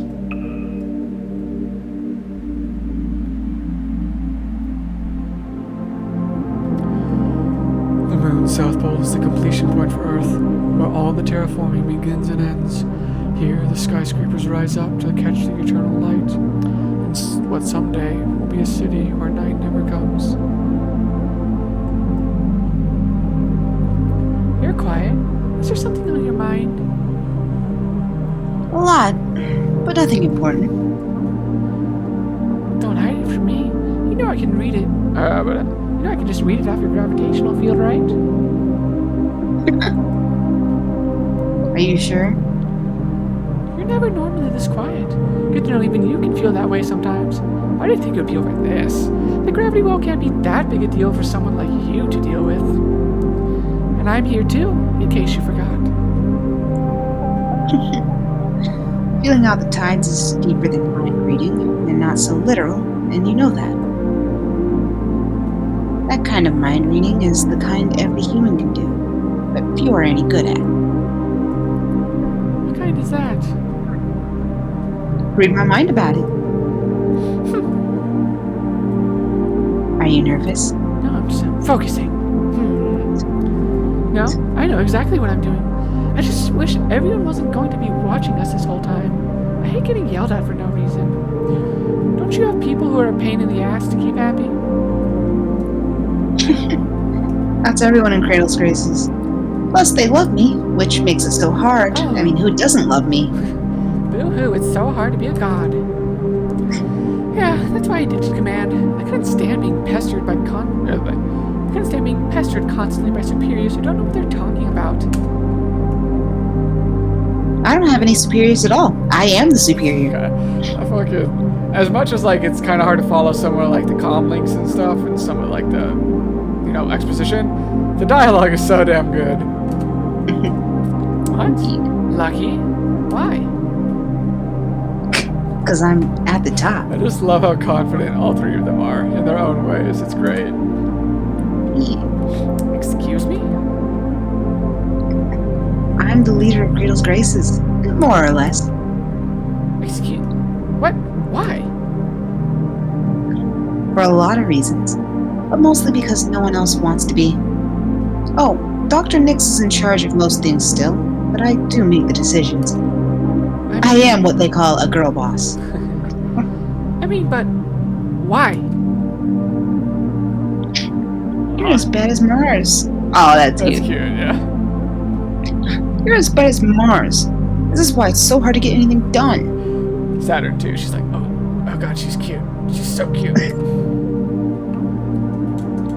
Cradle's Graces is just full of contradictory, impossible to reconcile, naive and disorganized feelings. Someone has to bring all of that together. I am feeling. Yeah, that is true. Like, I think they're more in the middle than Celestial Mechanics are. I think Memorial Foundation is like hard, like Earth only, and Celestial Mechanics is like hard, fuck Earth, just completely abandon humanity, who cares? And Cradle's Graces is like, there's a middle ground when there's really not, and it's contradictory of them to kind of say there is when they're not exercising either side fully either, and such, so... Stop, but I mean, why would you tell me that? I mean, should I take advantage of this? Am I missing something? Oh, I thought you just wanted to get to know me better, not engage in any of that cloak and dagger stuff. You're trying to use me as your pawn? You're crazy. Why would you trust me? I'm sketchy. No, you're not. You're cute. You're obnoxious to your friends, but you work hard all the time for their sake. You bullied a certain taciturn? Either of them. Ace Pilot, not because you hated her, because you loved her. But because you wanted her to grow up and stop wasting her talent on moping. You're always tempting me to your side, but you don't care if I join Celestial Mechanics or not. Also, you asked me how I was doing, if I was nervous, and told me you're here for me on a difficult mission, even though you tried to make it sound like you were lording it over me. Which, I mean, the fact that you think you can lord anything over me is adorable. Oh god, this must have felt how when I called out Unitera on her king. She's got me pinned. Fuck. Saturn's like, I don't know, what's the trope? She's not like soon. She's not like a tsundere, but she is like, I'm not doing this because I like you sort of thing, even though she does. I'm not sure what like that archetype is, but yeah, Pluto's got her pin. It's like, oh, Mercury, I don't care what you think. Also does things for Mercury's sake. And stuff like that. It's like, So what do you really care about that you keep coming after me whether you win or lose? not telling. That's fine. You don't need to say anything for me to understand. I need to shut my mouth or I'll keep stuttering and embarrassing myself. Don't tell me that this whole time you've just been playing along like... I give up on being cool, it doesn't matter. No wait, it does matter! I worked so hard to try to corrupt this good little pilot test brat of Cradle's Graces. Oh, don't be sad about still being a good girl. It's a really hard habit to break. I'm the real fool, though. I saw right through you, and it worked on me just the same. I completely fell for it. Well, we're almost here. Or there. Let's be careful, okay? The Sim Tower is the tallest on the moon, ends in a point, and suspended above is the overpowering gravity well, claiming humanity's spot on the moon, a saved seat in the cosmos. It'll fall inert to the surface when culture has so fully rooted in the moon that the planet will produce a true human gravity. Then, this body will no longer be Luna, but fully and truly the moon, just as Terra became the Earth when humanity was born there. Yet, the gravity well can also be the seat of possibility. It doesn't have any preconceptions about what humans can be or should be. There's still time. You're getting full output. Resonance handshake seeking. I've been wondering this whole time, but I mean, I guess that might kind of sort of answer my question about Lunaterra's name specifically, like the whole moon and Earth. Pluto seems to put a lot of weight on the fact that we bullied her into realizing that she should favor herself more, or like herself more, kind of. So like the whole. I'll go back to the dialogue for a second, because the whole like the moon became like a place. It was all the way down, like what they just said about the. Yeah, then this body will no longer be Luna, but fully and truly be the moon, just as Terra became Earth when humanity was born there. So her name is Moon Earth. Maybe that's kind of the reason. I don't know. It's probably not that big of a deal. I think you're onto something. She's Lunaterra. When they'll fall to the surface, when culture is so fully rooted in the moon that the planet will produce its huge human gravity. This body will no longer be Luna, but fully and truly the moon. And just as Terra became the Earth when humanity was born there. So like the scientific names, I guess, for those both like planets or whatever are Luna and Terra. We call them Earth because that was the name that humanity gave to the planet when we acknowledged it as our home. And Luna's scientific name we refer, or non-scientific name, we refer to it as the moon, even though every planet has like a moon or whatever, and the scientific term for this is like Luna. But we called ours the moon because like that was what we claimed it, but technically we don't live there the same way. Okay, so I can like follow that, and then it'll fall on when culture's fully rooted in the moon. So you're kind of saying that like with Lunaterra learning to care, like act on behalf of herself, she also kind of like she could change her name, I guess, in a sense, like like transform, I guess, in the same way that did. In a way, maybe not change her. I know, right? Not like change. But change her personality. Right, yeah, like change her opinion on everything. Because right now she's, well, at least the last time we saw her, she was very much on the Memorial Foundation side. But like, she can still go through a metamorphosis of sorts. Yeah, definitely, I can see that. Acknowledged. Handshake received. Oscillating, rotating, responding. I am trying to seduce you, though. How does my oscillations look? Are they hot? She just like threw that in at the end, like of the like scientific term. I'm flirting with you, by the way. Endpoint reached. Synchronization complete. Aligned rotations. Oh, no. Yes, I noticed. Now acceleration high. Still acceptable. I just don't understand how you can be this strong and amazing and still wasted on all of them. Tidal resonance achieved. Brace for resonance feedback. So tell me, why do you waste so much of your time pestering pilots like Lunaterra and me? 'Cause you're hot. Tidal resonance far beyond predicted levels. Begin bracing. Hold the core steady for insertion. And that's dodging the question. Waves crashing, intensifying resistance force. A resistive force. It's not. You're not really any different. You care what happens to everyone in space, too. You also are a simp. Even fools like us deserve a chance at what they want. The part that makes me angry is how they won't just take what they want. If If Earth has abandoned us, why go through so much trouble to reconcile with them? Resistance is incredible. The core's hypersuspension is refusing to decouple. Oh, that's not so much for speaking as it is with the science, like, docking. Brace for docking.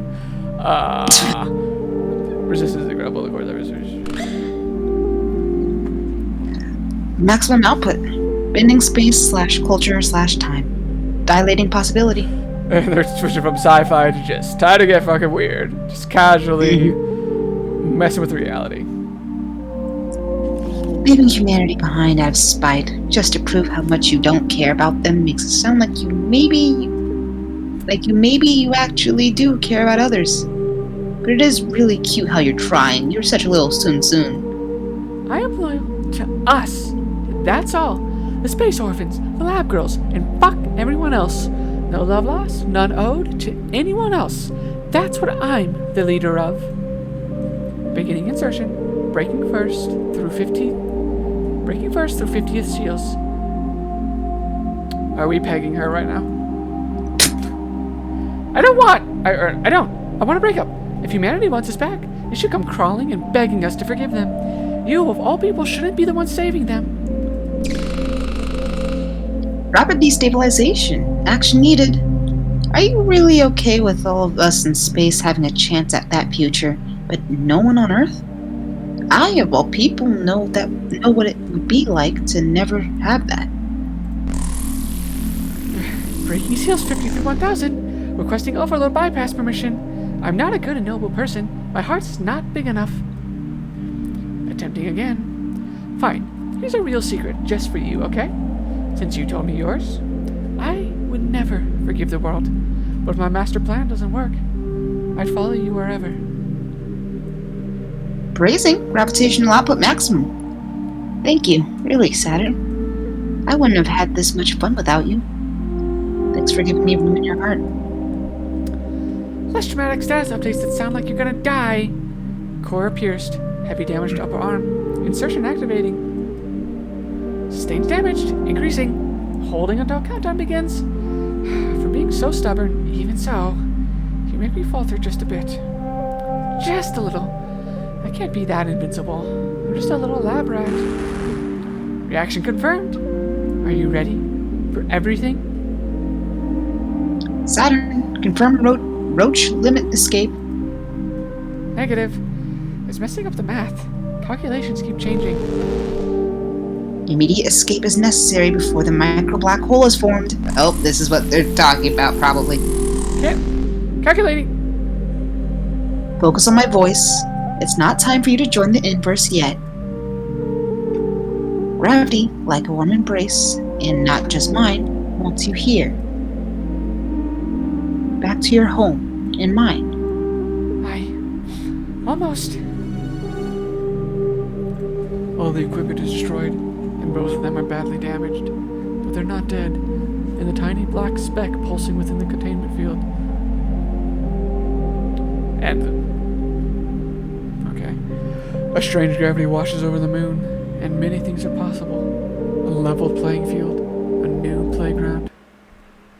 Oh, okay. It did bring us to 50. So then I guess we're gonna be good to betray on Lunateras as well, and maybe bring all of us to 50. See how that goes. By children from the pilot program training documentation leaked. Director Nix. This one's from Memorial Foundation Native Sphere Archives. By the end of the space program, with recruitment having stopped almost a decade before the official decommissioning of the space program, all the pilots had become adults. Yet they were recruited as children and spent the fiercest years of fighting against the existential threat as children. Much like criticisms levied at the scout programs on Earth, it was a motion that the Memorial Foundation considered heavily in deciding how to recruit their pilots. Children have no special piloting qualities, with much weaker tidal authority than adults who, of course, have the tidal authority to engage other adults. Adults would be stronger, more powerfully able to use ship cells, much more so,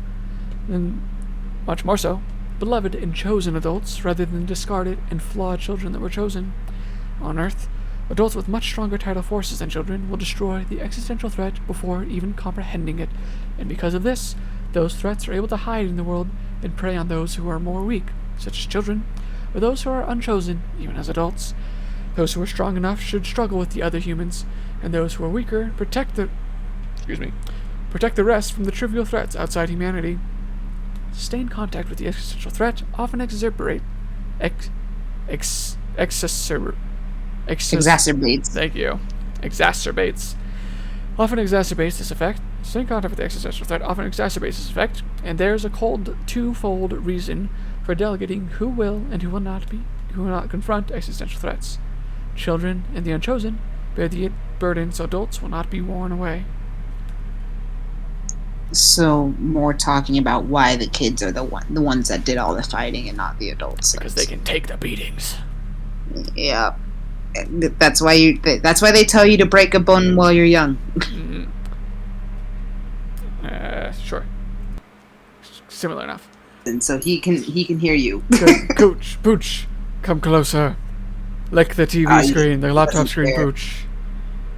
He is so unbothered. Maybe he doesn't hear you. Maybe you're. He's a dog. You should not be hearing. Try again. Pooch, come, Pooch. Obey, Pooch. Yeah, he is not paying attention. Pooch, Gabe's calling you.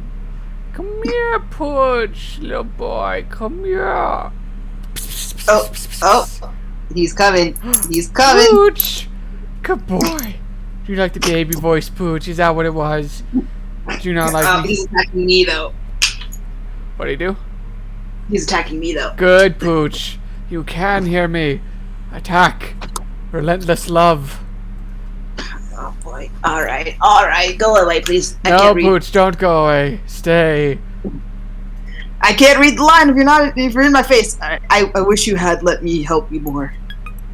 You'll be fine back home. Without a ship. Go. Jesus Christ, Pooch. Stay. You egged him on too much. Pooch, stay. Continue. Attack. No. He's leaving. I envy you a little bit. Piloting is for girls and jocks. It's not my thing. But I wish I was coming with you. We haven't talked about why there seems to be has it been discussed why there seems to be like a gender role for piloting in this? Is there one? I don't. Is there one? What makes you say that? He said piloting is for girls and jocks. Like. Yeah, but I mean isn't jocks like a guy thing? Isn't that what that's usually? Well, is he saying like for girls and dumb guys? Yeah, I don't think gender roles is the wrong way to describe it, but just the fact that it seems to be like it's for girls or stereotypical athlete boys. Right. I don't know. Maybe that just it was surprising. I don't know if that. I think that's saying something more about Mercury than it is the actual, like, system. I think that's just like his opinion. Yeah, in my defense, it's all three of the people that we've seen who are pilots have been girls. Women. Yeah, that's true. So I was like, is there a reason for that? Like, are there really no? Like, unless the next time we see like a pilot who isn't a girl, we're just kind of going to be expected to see them as like a really macho jock person. Like, I'll see. I don't know. Sometimes, a very, very tiny bit. Mercury, we are very different, but I love you. We're parts of the same thing. We wanted the same things, and I'll walk alongside you until we get them. This is strangely forthcoming with you. Did Pluto really affect you that much? Really? You're not leaving? Possibly forever? If I'm leaving, you're coming with me. If I stay, I'll bring you home. You know you can't rely on me for anything, but you can count on me for this. I promise. I promise. Promise with correct punctuation and capitalization. This is freaking me out. So you know it's real. This is actually kind of hitting me harder than I expected. Just the simple, like, less like cutesy, hey, can't be bothered to type correctly. To this. What else can I do to pay you back? Nothing. I count on you for a lot, Saturn. Same way you count on me. Well, I don't know if I like that. I don't know if I like that. Is this the last time we're gonna talk to Mercury? I'm scared. I sure hope not. And the way she didn't mention Ganymede, like, I'll take you to, like, Yeah, that's true. Ganymede this time. Alright, potentially last mission. Here we go. Alright, so we still gotta talk to him in the mission, clearly.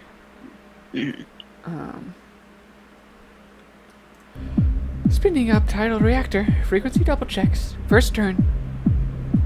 100%. Frequency double checks. Second turn. Stop and spin them again. From 0? Again? Where were they at? 99.9999%. But it doesn't matter. They should be at 100%, so we're spinning them again. Mercury, if I go on and die, it's not going to be because we didn't quintuple check every reactor pulse. Saturn, this time please. Could you listen for once? Oh my gosh, this is too I don't like it. No matter how useless I know that telling you this is, I know I say this over and over. Can you listen seriously? Tell me you're going to not be risky this time. Ooh, And here we are I know. about We're to. kind of planning to betray this time. I know, here we are about to go Simford Lunaterra. This is awkward. Of all the, if this is potentially the last minute of mission, of all the missions to decide to. I don't know. I mean, to be fair, we listened to it. We wanted to simp last time, I feel like, but we did it because of Mercury. So, he already got it out of us once. Yeah. We made This time we did it with capitalization and punctuation. You know what? You said you're a woman of your word. You said we're doing the betrayals this time, so we're doing them. Or we could do both. I don't know. We'll save. Maybe we did save, right? I've been saving on all of them, but we're good. We're seeing it through. It's not a game anymore. This mission is different. It's not ship self to ship self. Those troops are real weapons from Earth, designed for threats that are real, not existential. They are perfectly capable of killing. They are designed for no other purpose. That's not going to even be an issue, though, because your orders are strictly to observe and not get remotely close enough to engage. They won't leave stationary orbit around the near side of the moon. The Earth's insurance plan. We can ignore them as soon as we make sure that's all they are doing. Don't joke about dying. That can happen. It won't if everything is perfect and you do exactly what you're supposed to do.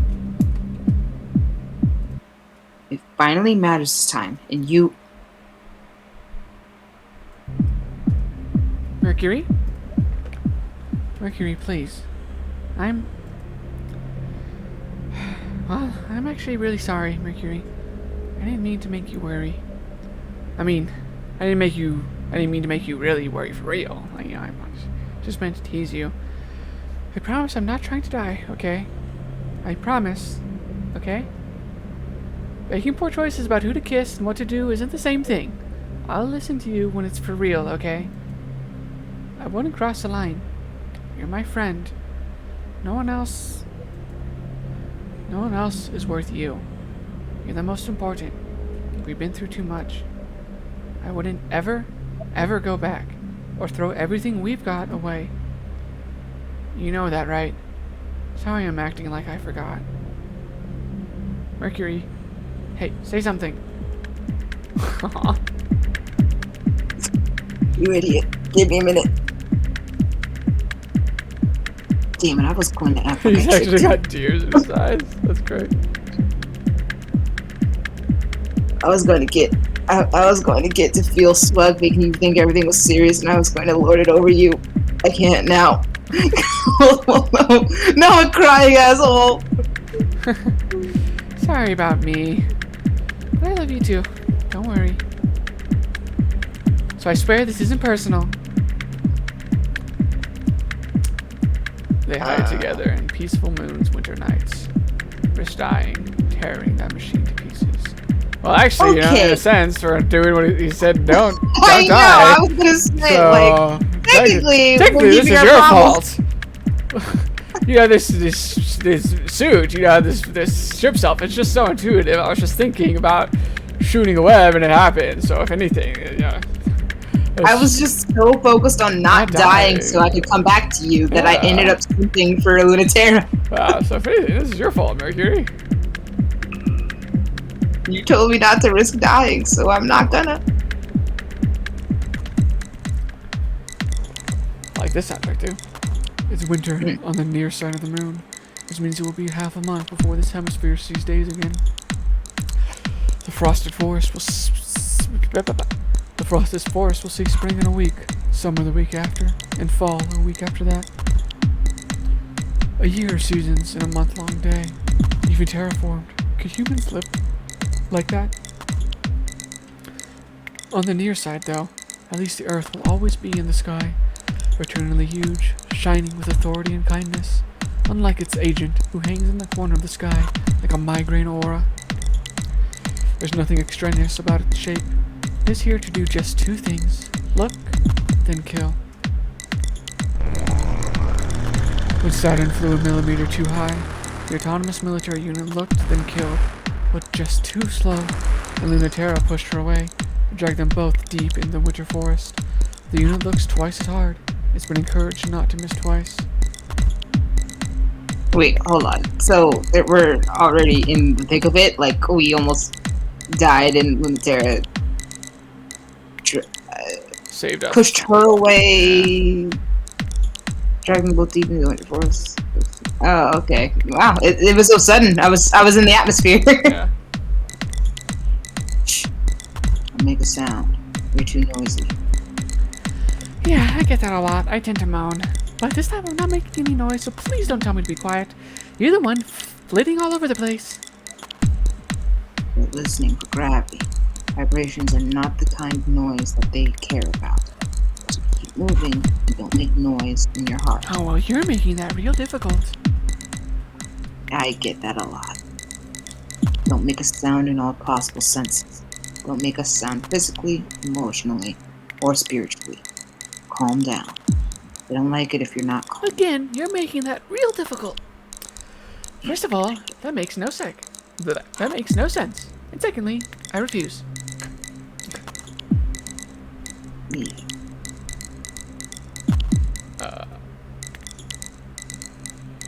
I don't think you should die, so think of something else to do instead, because they can kill you. Unlike me or any ship self. So think about it as little as you can, okay? Keep your tidal reactor's output to a minimum. It helps to make yourself be like an object. You'll be a thing that other things happen. Oh, you will be a thing that other things happen to, rather than an agent. That's what it's looking for. Agency. So it can make it cease immediately.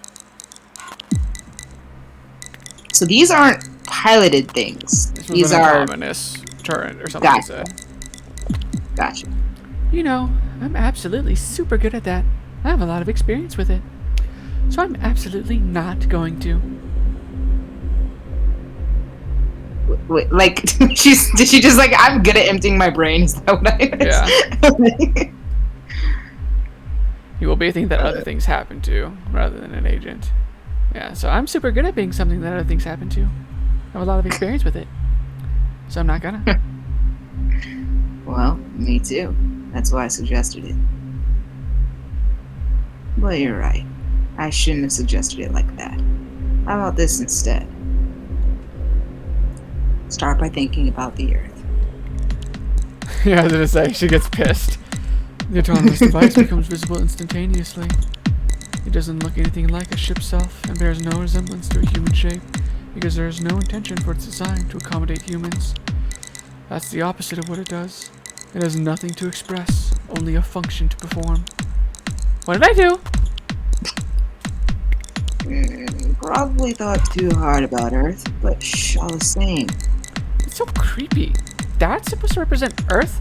It doesn't even look like humans made it. Really? I think it's rather appropriate it doesn't look human at all. They can detect an artificial gravity reactor, but they don't really know what to do unless they can lock a target and kill it. So if they can't verify what it is, they won't do anything. It feels so heavy suddenly. What is this? I'm telling you, that's the Earth. Real gravity? It's very, very heavy. You can feel its authority. That's the gulf between us and a planet. I know that. I guess it feels really different to feel it in person. You were saying a way to avoid it? Do you remember being a normal kid, even for a little bit? Or do you remember the last time you acted convincingly like one? Obviously. I was a really good kid, you know. Somehow I seriously doubt that. But it's checking your gravity again. Is it getting bigger? Or am I just not paying attention? Has it been getting bigger. Okay, great. It's kind of freaking me out. It's checking your gravity against the script. And it thinks. Sorry, it doesn't think. It just checks that variant. Aren't I pretty excessively varied by now? Pooch thinks so. Just wait there a sec. Don't mind what the dog thinks. It's hard to teach on the spot. I'm not cut out to be a teacher. I'm a Zala. It's not that I don't know the idea. How are you so good at it? Sounds like you kind of hate that I am. I promised I wouldn't die, but I'm mad I have to do this. Lunaterra crawls slowly through the frostbitten green crater to where Saturn is curled among the cold desert junipers. The dark, barely perceptible dot monitors them in the pale earthlight, so precisely waiting. It's easier to hide if their ship selves are turned off, or as close to that as a ship self can be, so they climb outside to the cold lunar winter to wait. I'm here. Are you doing okay? No, obviously. I'm scared. Me too. So forget what I said. I hate doing that too. You warm laying there? You're not warm at all. At least your boobs are soft. The autonomous unit doesn't like flirting, huh?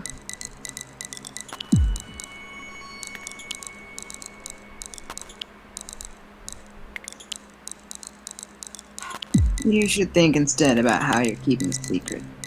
Keeping it really close. Waiting for the perfect moment. And no one else can know. Okay, I can do that. That's not as bad. Is it that big a difference? There's infinite difference between someday and never. I've actually forgotten how to be patient, but I know the difference. You're right. It really is important to never forget. It's still not going away. Yeah, it's a lot more patient than us, huh? It's looking at you too. Aren't you on their side? Just because we want Earth back doesn't mean Earth wants us back. So Memorial Foundation really is that stupid. Maybe. And their eyes were as bad as you. So why go back? Because fuck them. They don't want anything to do with us. Memorial Foundation thinks it's optimal for humanity to return, but I think many humans think it would be just fine if we died. That just makes me want to come back to Earth even more. All the looks on their faces. Spite? I can understand. I can be petty too. I want back, even if only for spite. We will bring them back a little taste of what it is like to be us. They're afraid that we might bring something back with us. And they should be, much more than they already are. That's what I want. Knowing that you're just as petulant and petty as me, and this week too, makes me reconsider you. In a good way. It's wonderful. Maybe makes me want to fall in love. Oh. Huh. I said maybe. Don't get full of yourself. No, I was just surprised mostly. Sorry. There's no way we're getting any more than half of what we want at best. You're only hoping for half of what you want, so I wonder if you'll get even that, if you get it. I don't expect things to go my way, but, you know. I hope you're coming along, wherever it is. Truer than you know, LT. Whichever way we go, we're going together. In this cosmic glow, we're going whenever... Wait, no. In this cosmic glow, we're going wherever we're going together. I love you. Get used to me now. Well, alright. So much for maybe. I know, I was like, that was like, oh, you changed your mind pretty quick. You made me go upside down on purpose again. You're so good at evasion, but scoring a direct hit is so easy. Okay, so she said it so that she could land a hit. Is that what it is? Like, she said, I love you as a distraction, but she still evaded it. Ah, you win. It'll be nice to see the end of every world, with this one alongside you. See, the machine's already bored. Or not bored, but uncomprehending. And then it lost interest. It doesn't get our love. But I'll stay here with you until it leaves for good. Cause flight or fight, petty bitch to petty bitch, lab rats upper clasping brat. Why? Really? Do you maybe love me too?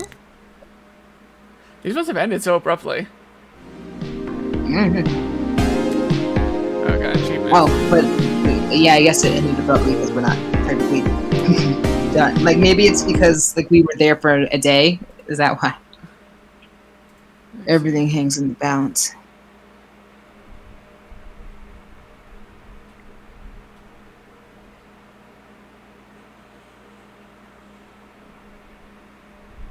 Sorry, Help? I'm just Oh. checking something. I wanted to see what the achievement was for. What the what was for? I got an achievement from Steam. Oh, nice. Okay. Everything is awesome. Oh, are we getting all of them together for the first time? That would be nice. We did think we were going towards 50-50-50, so... Oh yeah, maybe. Are we going the polyamory route? Could we be so lucky? Well, we don't necessarily know what happened between Pluto and Lunaterra on their own sides, but maybe. I was not getting the impression that they dated. I was getting the impression that they just kind of knew each other. Like as Senpai, they probably were in the same graduating class or something. Oh, it's not that bad. Yeah, let's just flip a coin or something. See who gets to peg who first. Don't you think it's still a kind of important decision? I mean, I'm kind of a dom. Like, I'm kind of used to that. Remember that one time when you weren't? Alright, it's not the fate of everything, but it's the fate of, like, pride. It's a lot of things. I don't know. It's the future of... I can't keep it. The future of human being. I know. Ignore me and ignore Saturn, like they would in the game. So I definitely get the sense, or maybe it's me, maybe it's just me ad-libbing too much, but I feel like Saturn is definitely like the cheekiest and horniest out of these three. Oh, they definitely are. She's easily the cheekiest. Was there ever any doubt? Yeah, so she's throwing in things, and they're just like, okay. I guess this is just between me and Pluto trying to do something. Like, why are you in here? What is a small child? Why are we all attracted to her? She's so cute, and she's just the worst. What's that One Punch Man meme? Like what is the small child? What is with this sassy lost child? Yeah. It's not what I wanted. None of these things are what I wanted. What are you fighting for then? I mean, it's not everything I wanted. I was fighting for everything I wanted, and this is as close to it as I got. That's not enough. Well, I mean, it could be better. I love you both so much. We're complete brats that can't be pleased. Don't tell me you're I think Pluto's the dummiest mommy of them all. And she doesn't act like it as much, and that's kind of like... Lunaterra is the one who will, like, try and tell you that she is. Pluto doesn't tell you, she just is. she is the moment. Yeah. She is. Don't tell me you're fine with it. No way. You're right. It could be so much better. See? So I'm fine with whichever ending we get. Oh my gosh, this is the fourth wall breaker. You got 50-50-50. Now deal with whatever comes next. Yeah. Is this what happens if we get a neutral ending? Probably. Maybe. I want a better ending too. Why did the player have to go 50-50-50? Wanting a better end doesn't mean I'm fine with whatever. Well, why not? Yeah, what do you want? I want what you want. Us too. That's why it's fine either way. Lunaterra, I think you haven't understood something. This isn't the ending. We don't need one ending. No matter how the future turns out, no matter who wins, we can take whatever ending we get and make the ending we really want out of it. It's not like it doesn't matter. But no matter what future we get, can't we make it the one we wanted? Just like we did before the ending. Okay, sure. Let's pick our favorite. Oh, we don't need a true ending. Okay, game. Calm down. Whatever it is, we'll make it the true ending. Okay. So we do just get to choose. Because we got 50-50-50. Right on, go us. We stuck to our guns, and now we get to reap the rewards. Okay, so which one do we want to see first? Outcome favors Kratos Graces, favors Celestial Mechanics, favors... Do we just want to go top to bottom, or what? Okay, because I feel like favoring the Celestial Mechanics will have Mercury and potentially Iapetus, and maybe getting more closure there. Right, I think this feel makes like- sense to see first, because we spent the most time with them for sure. Yeah. Okay.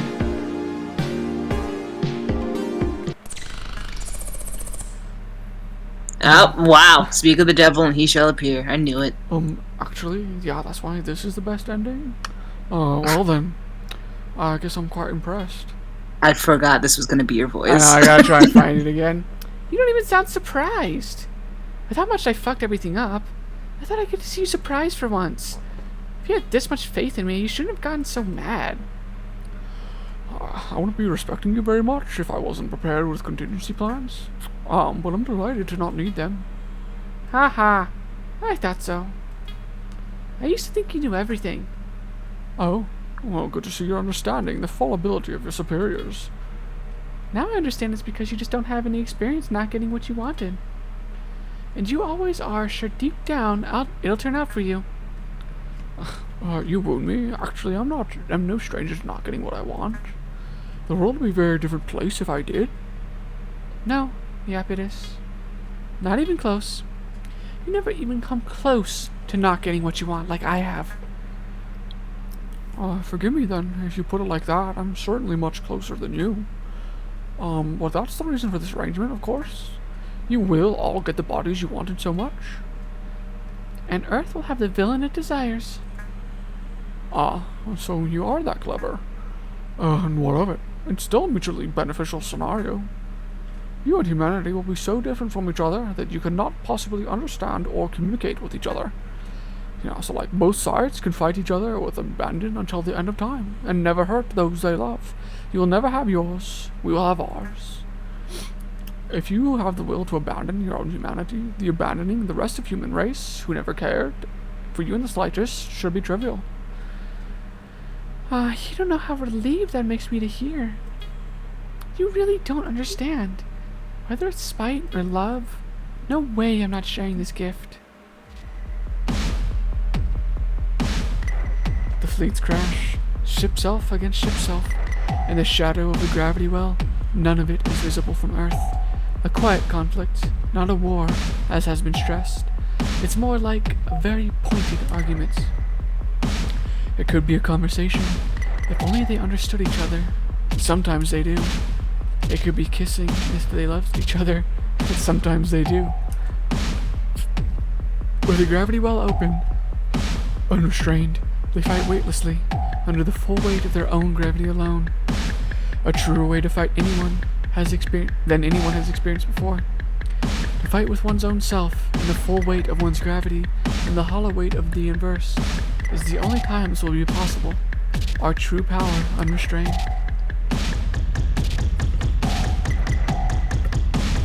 Celestial mechanics simply takes advantage when no one else is looking.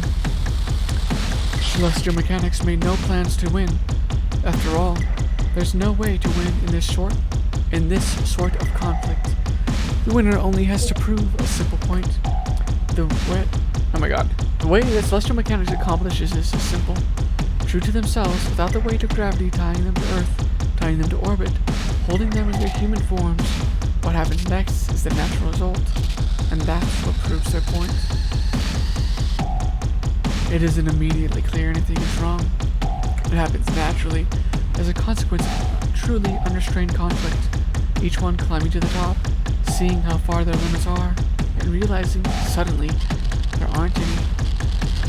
When the first pilot sends her reactor's limits past the theoretically possible range, her reactor averts, and what only existed deep inside is now the face she wears. A perfect, unbelievably true self. So true that it cannot exist even in orbit. Until she's joined by another, and another. In unison, their gravity holds them together. Wow! Good job, Simon. It's exactly how I imagined. Not having second thoughts, are you? It's everything you wanted. And it'll be good for Earth as well.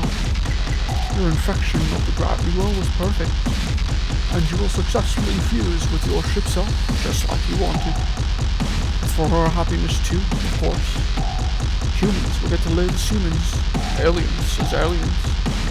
As enemies, mutually agreed upon, with no possibility of communication or reconciliation, and no conflict or guilt on our own sides.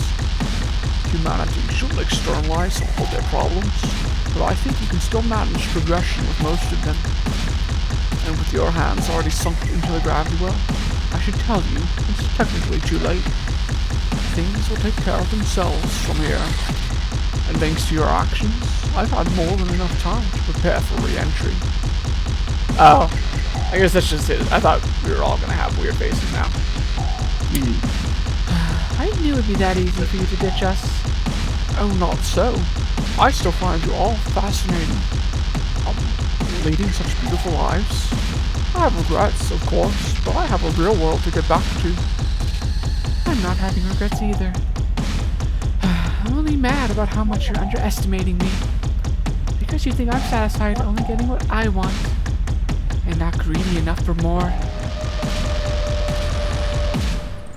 Saturn breaks open her circuits. The aversion starts immediately. She can feel the gravity well pulling her inside out. The secret within humans to be pulled to the fore. She needs it, but not just yet. Oh, I wonder what it is you think you can do at this point. You've already conceded. Unless you're hoping for some reconciliation between humanity and the alien. That is, by definition, impossible. It must not be too impossible for you to be training all your weapons on me. Well, actually I am impressed, because I finally have no idea what it is you are doing. But just because I don't understand, doesn't mean I'm not going to prevent it. You have no understanding of what the violence of actual combat is like on the Earth's authority. Iapetus Recomba Terra is equipped with the certain features that allow it to divide and categorize. It's an abstract ability with a lot of applications, sophisticated and sinister, and the warrant of Earth itself behind it. So Lunaterra figures the best solution is to just shoot him. A lot. You thought she was alone, but I'm here. It's honestly a very good solution. Iapetus buckles, and whatever thing he thought he was doing, he isn't. Easy. It's like, I have become God. I am an abstract being, something you cannot comprehend or interact with. What if I just shoot him a bunch? I know, yeah, that's all great and dandy. You can be a god or whatever, but what you're not gonna do is train weapons on my. Yeah, I'll figure that out later. She's doing something. We're not putting labels on it, like she said. Mercury. Yeah, that's because the hard part is coming next. Oh, promise? You say that now. But thanks for going along, even though I didn't tell you anything. Oh, I know how to make the best of a bad ending. Is this one the bad ending? Is Saturn's the bad? Well, I guess this isn't technically Saturn's. It's just slash mechanics, but still. Hey, it's not anything worse than whatever you had planned. Probably. I mean, technically, it's the bad ending because this was the one, this was probably the one we had the most, doubt about. Even between Mercury and her asking themselves, why are we still here? Just to suffer. Yeah. And then they were saying that, whatever ending you choose is the right one. Just make it the best you can be, or whatever. With all that shit earlier, so. So how do we make it the best bad end we can find? Pay attention or die. The intent is lethal and simple, but the weight is not heavy enough to kill. The string of pearls tears a hot pink scar through space-time. His bullets can go there. If you can come close enough to talk to me, you can come close enough to kill me. But I don't want either. I want to never see you or know you throughout space and time. Indeed, it's how to complete the transition. If you remain human, you'll die. Look at me. I am a god, and I'm fine. I can ensure it. The autonomous military units come to its aid, but their sensors are off. Their movements are slow. Human gravity is losing its authority here, and their tools are useless. I could seriously really use a little bit of help here. Well, if you're actually asking. I can't believe it, but I'm praying. Pluto unfolds the rhythm. She decodes the sequence. Plates shift, engines hum. Her eyes open. Opening up my third eye. So she opens her eye. Literally, she opens her eye. Her other biggest eye. Big enough to swallow it whole. And then she blinks and swallows. Girls are like, you think you're a god, Iapetus? Let us introduce you to the real god. You are not even on my level. She's got hungry eyes. Pluto's hands hold Saturn's tightly. Oh, I thought you promised me no bad endings. That's what I'm trying. It might really be working. This already feels too good. I really know what you mean now. I love being a god. Do you have an answer? I'm sort of counting on you for it. You think I know how to find the good future in all this? Well, you're a good person. I need you to be the one, not just thinking about us, but the humans left behind too. Oh, you think I wouldn't? Or you think you wouldn't? I think you think too much of me and too little of yourself. Oh, you, me, and Lunaterra, we're gonna have some, self-help classes about valuing yourself more. Actually, Iapetus has an answer. The story ends with a weapon that is designed without exception to kill does so. It forces a choice between one of two sides, human or alien, two distinct and incompatible worlds. The mathematical model needs to be perfect. It needs to allow for exchanges of matter, light, information, without allowing for understanding or communication. This is an extremely easy calculation to create. It's the oldest narrative there is. It's the one the Earth has told time and time again. Iapetus has an extensive library to draw from, starting from the first moment humans separated light from dark. There's a way. And fuck off with this. We don't want it. Simon throws that narration out. Why should it work like that? Why not make up something different? Who says physics works this way? Who says calculations turn out that way? Iapetus wants to take the fall. For everyone. For the Earth. No, it wants us. Shit. Iapetus wants us to take the fall. For everyone. For the Earth. For us to scapegoat each other. I hate that. If our course collapse, a world where anything is possible arises, and at the same time, we have closed off all the possibilities that make us human. The existential threat we always feared and hoped to untie. No, not untie. I can read. The existential threat we always feared and hoped to unite us will be real, and they will finally have a real war. I want all of that, but I just want to add a little tiny bit extra to it. Iapetus wants to reduce the only information that will be possible to exchange between us to violence. But you want for something different to be exchanged. So that we can't hurt each other, but that we can something else with each other? Fuck. You know? It will have to be very small and very imprecise. At least it'll be something different, you know? There's no chance of going back to being human. Not zero chance. Although we won't even remember what being human is, so I guess it's pretty low. Well, that's good enough for me. I'm already, a god. Well, let's hope it's good enough for us all. So they're going to literally combine into one. There's no limit to how big we can... There's no limit to how big we can get. Size is a funny dream. It's relative. It doesn't have to matter anymore. It can be set like any other variable. As the gravity well draws matter towards it, and even light, it emits a not energy, a not light, and it can perfectly make up a body just as well as all that. Big enough to be equal to the Earth, big and close enough to compete with the Moon, to anchor in space and time, equal division between us, to be a new and separate world. The autonomous units are single vectors prepared for human violence, and we can't be cheated like that anymore. Only sad humans can have their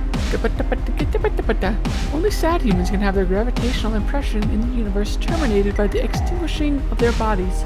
They'll have to fight us on our terms if they want to get rid of us now, the way humans should fight, but with no fear of ending. Consequences will be unimaginable. We aren't going to have selves or consciousness like we are used to having. That's what it means to give up on humanity.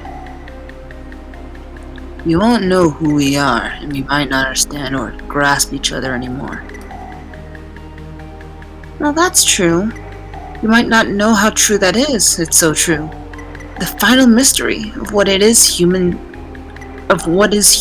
what is alien, ever-shifting, for all ground reclaimed by humans lost to them. Humans have a lot. We'd only be able to imagine what it was like to be them. Hey, it's not all bad though. Don't overestimate the human race. Do the math. If we lose how humans love each other, do you think there's ways to love each other that humans don't know yet? Do they really know every way there is to touch and know each other? Or is there still much more to learn too? Maybe we're only scratching the surface. There are many, many roots. We won't understand each other in the same ways, but we'll understand each other in ways we never could. And we will now write a new story with our gravity. A new world. I'm liking this tune. As we leave the level existence he insists on engaging us at, our tides push back. And Earth's tides, which are no longer bind us, insist on him. What are you doing, you hypocrite? You want to fight in the realm of heaven? Your place is on Earth. That's only to wonder at now. The story's ending twists. We are far away. Another space and time. Watch us in the sky, and never touch. Until you find your answer on Earth, you'll never touch heaven. You know, no matter how bad you are at being human, there's no other way to be. It's really disappointing, but it's simply true. We just can't think in any other terms. You can say you want to not be human, but can you actually make it happen? Forget even how to logistically, technically, philosophically make it happen. How do you blueprint it in the first place? Every time we try to imagine an alien, in the end, it's just ourselves from a different angle, because all we have are human beings. So the ambition to assemble them in an order that's alien to us is kind of inherently doomed. But that doesn't mean it's useless. Imagining that which is human, that humans are not. When I say I don't want to be human, what I really mean is I can't stand being human like this. Emphasis on the like this. What I want instead is to be human like that. That was the beginning of the space stream. Everyone in Memorial Foundation felt that way when they sent us here. And everyone on Earth who believed in us felt the same way. Let's be more human. How much more human can we be? That faith waned, maybe because they were jealous. Yet, maybe also because the direction we were taking the future wasn't enough. Just another human that they didn't want to be. Or sort of human they're scared of being. I don't owe them anything, but there's one more thing I can't stand. Not being seen for what I am. So choose to come with us, or choose to stay. But I won't be happy without them knowing what they're missing out on. Look up on the sky and see all the weird stuff we get to do with each other. And come join. Reactor collapse. Reversion event. The impulse, always deep and always lurking, to turn inside out. Everything has reversed. Nothing is the same. Giving up everything that isn't real for everything that is. So now they can't touch each other, can't lie in bed with each other, can't get legs entangled with each other. Instead, they have ways of physically interfacing that aren't like anything we could imagine. Clouds of particles drift into each other. Maybe they touch through each other instead of just on the surface. It can be in a cold and gentle way, like through a ghost, or maybe in a warm and gross way, like reaching into guts. Smiles communicating physical light, an embrace of psychedelic mind matter. Lazy sex in a morning bed, except the bed is curvature of space-time, and sex is something so obscene it would make your mind implode to consider it. The ship's self-fused to hide the gravity reactor to the flesh, because humans have sciences to distinguish the differences between those things, and these new aliens don't. They won't have arts or sciences, they won't know what the differences are, and they won't know what they mean, but they will understand the difference between many other kinds of things that we do not understand. A real hero would have turned out differently, but that's not who we are. Our ships have mouths, and they open, and they can scream. There can be sounds in space. Now our vibrations can touch the things that aren't there. Humans know it is time to flee. The threat from within is now without, as they desired. The moon is no longer hospitable, as alien and mysterious as it was long before it was possible to reach it. Can't speak or write, has other ways of communicating information. Can't use the old senses, has new organs for it now. Can't love in the old ways, there are new ways of having that too. Laying together in the stars, we can do that though. The metaphor translates. That's what this is, indisputably. And everyone is invited who wants to become a world and never touch Earth. That's a different world now. Their strange intimacy can touch us even now, longing to teach us and tell us what they've learned, what they share laughing without laughing with each other even now. What they share laughing without laughing with each other even now. They're so far away they cannot even be our enemies, but they will break our hearts. It's a lovely night tonight. Perfect, not for stargazing, because the light of the trinary system outshines them by far. But it's a perfect night to watch the three of them. Look, there's Lunaterra, the one rising, almost full. She almost outshines the moon, a bridge between the Earth and the moon no one can cross. I was kind of right. The nebula, cloud of Pluto, is a shimmering, benevolent mystery, a swallowing an eighth of the benevolent mystery, swallowing an eighth of the sky in a permanent sort of twilight. And glittering twinkle of Saturn that tricks the edge of your sight this way and that, always seeming to be in the corner of your eye, but hard to see directly, and making the boundaries of your heart and mind ever so thin. We lay out our blankets and watch until someone catches us, and we run. But it's all fun and games until that day comes. They're waiting for us always. They just need 1 or 3 to reach out to them again, even if it's just to fight, to touch them once again.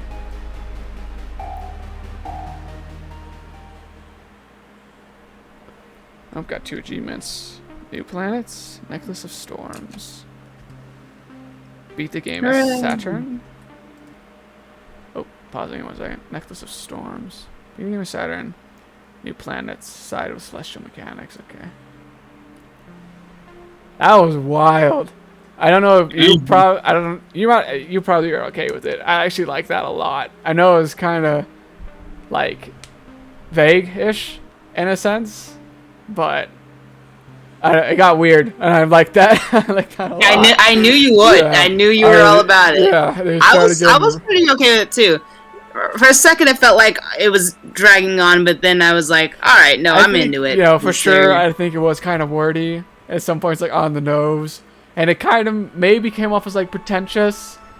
Maybe I could see it like being argued that way, but I like that ending a lot. Actually, they just fuck it. Let's just move on. Let's just become let's something transcend. else. Yeah, all 3. I like that it was all 3 of them too.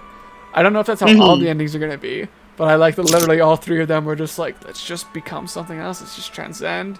Fuck all this shit. Like, it's just for us. Fuck Iapetus. Fuck our factions. Let's just go on and get weird. No, it just got weird. I like that a lot. I like the music that was playing. I liked how trippy it was.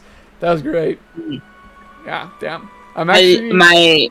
My only criticism, I should say, probably, because aside from the, it dragged on just a little bit, but like I was into the vibe. Mhm. I was disappointed that there was no Mercury. Like we didn't get any Mercury or Ganymede.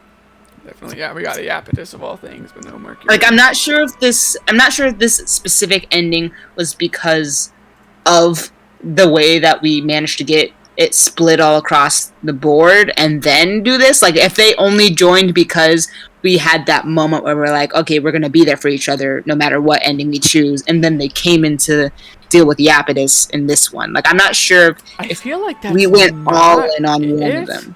I feel like even if we did just get locked into that ending from doing Saturns and like getting more percentages with Celestial Mechanics, because from what I can understand, oh, hello.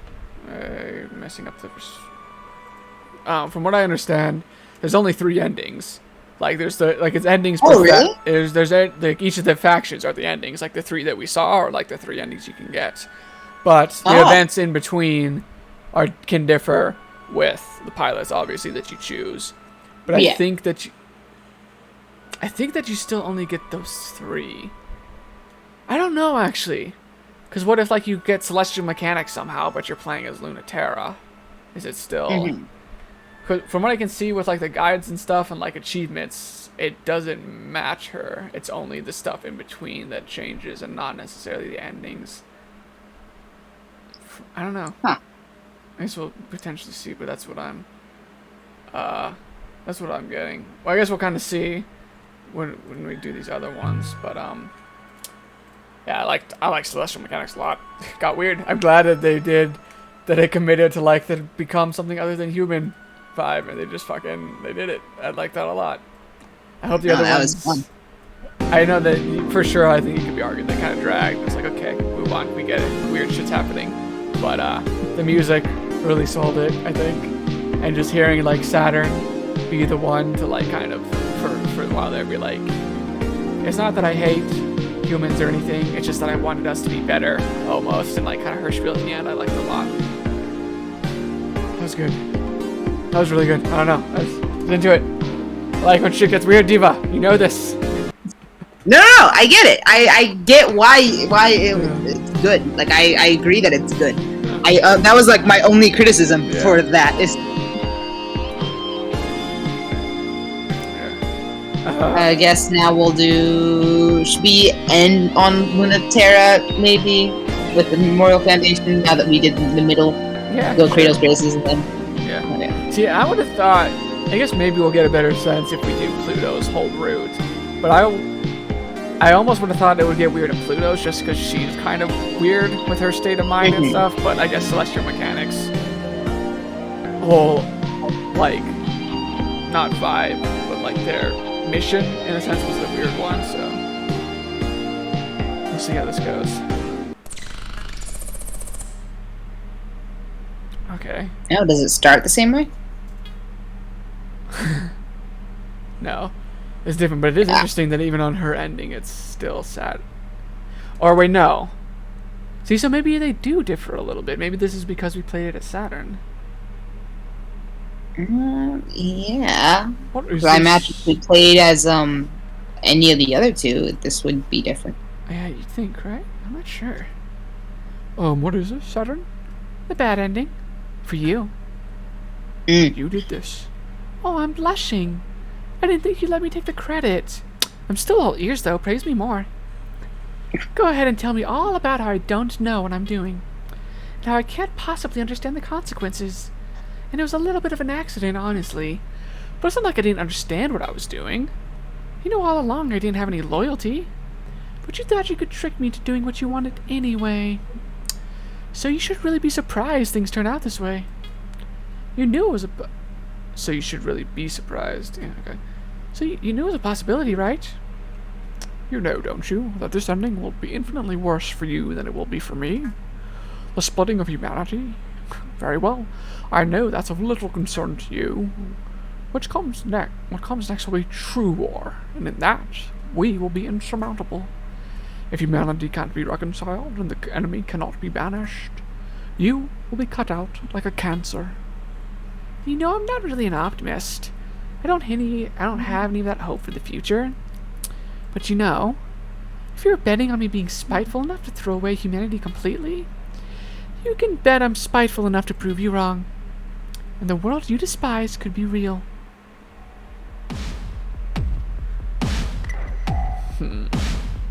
The Kratos Graces fleet is small and weak, and they're desperate.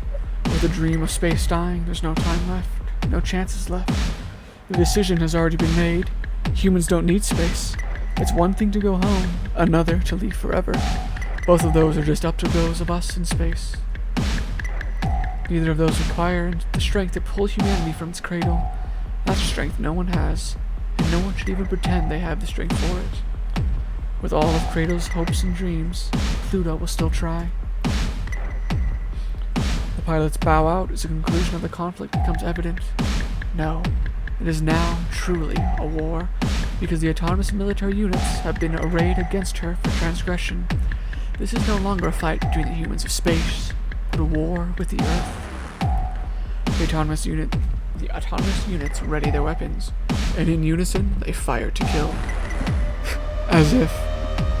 The trajectories bend away from Pluto, blushing at the sight of her. They refuse to meet her gaze, as expected. Krun Macula will convert the gravity well directly into the space and time culture. Into the space and time and culture necessary for the future. And they will steal that future from her piece by piece by piece.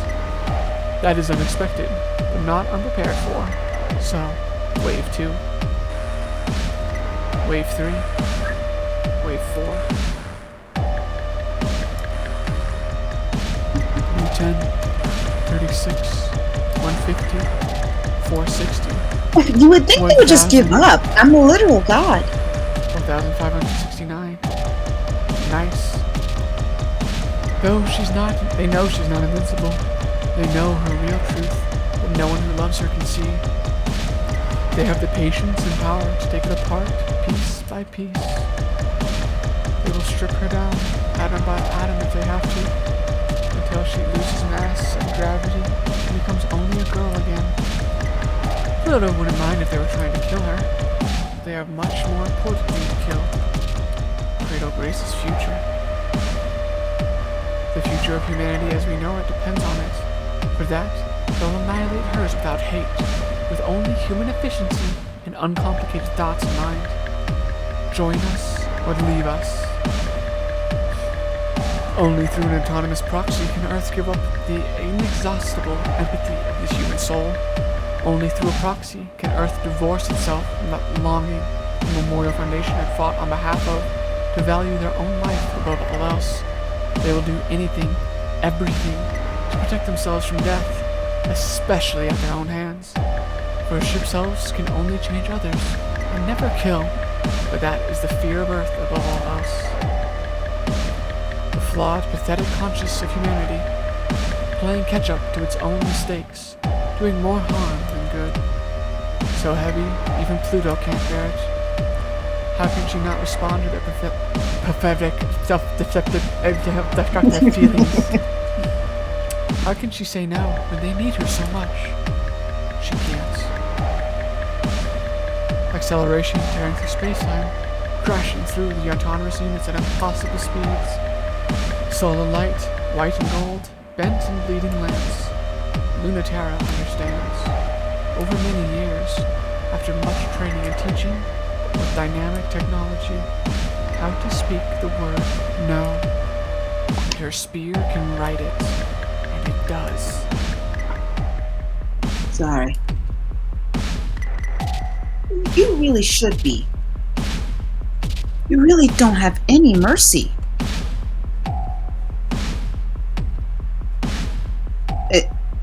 Wait, did I miss? Is Lunaterra fighting her? It sounds like it, because they were saying that because Memorial Foundation is trying to stop her. Yeah, I guess I realized that, but still, it's because Lunaterra was on our side in Mars. That's also why I liked that's why I like Saturn's too, because they were like poly ending kind of. But yeah. I see. So she's saying acceleration tearing through space and time. This is Pluto crashing through the autonomous units at impossible speeds, like the 5,000 she was beating. Solid light, white and gold, bent and bleeding lance. That's what Lunaterra fights with. She understands over many years, much training, teaching with dynamic technology, how to speak the word no, and her spear can write it, and it does. So like while she's wrecking the autonomous units, Lunaterra's too good, and she stops her, or she manages to get a hit on her or something.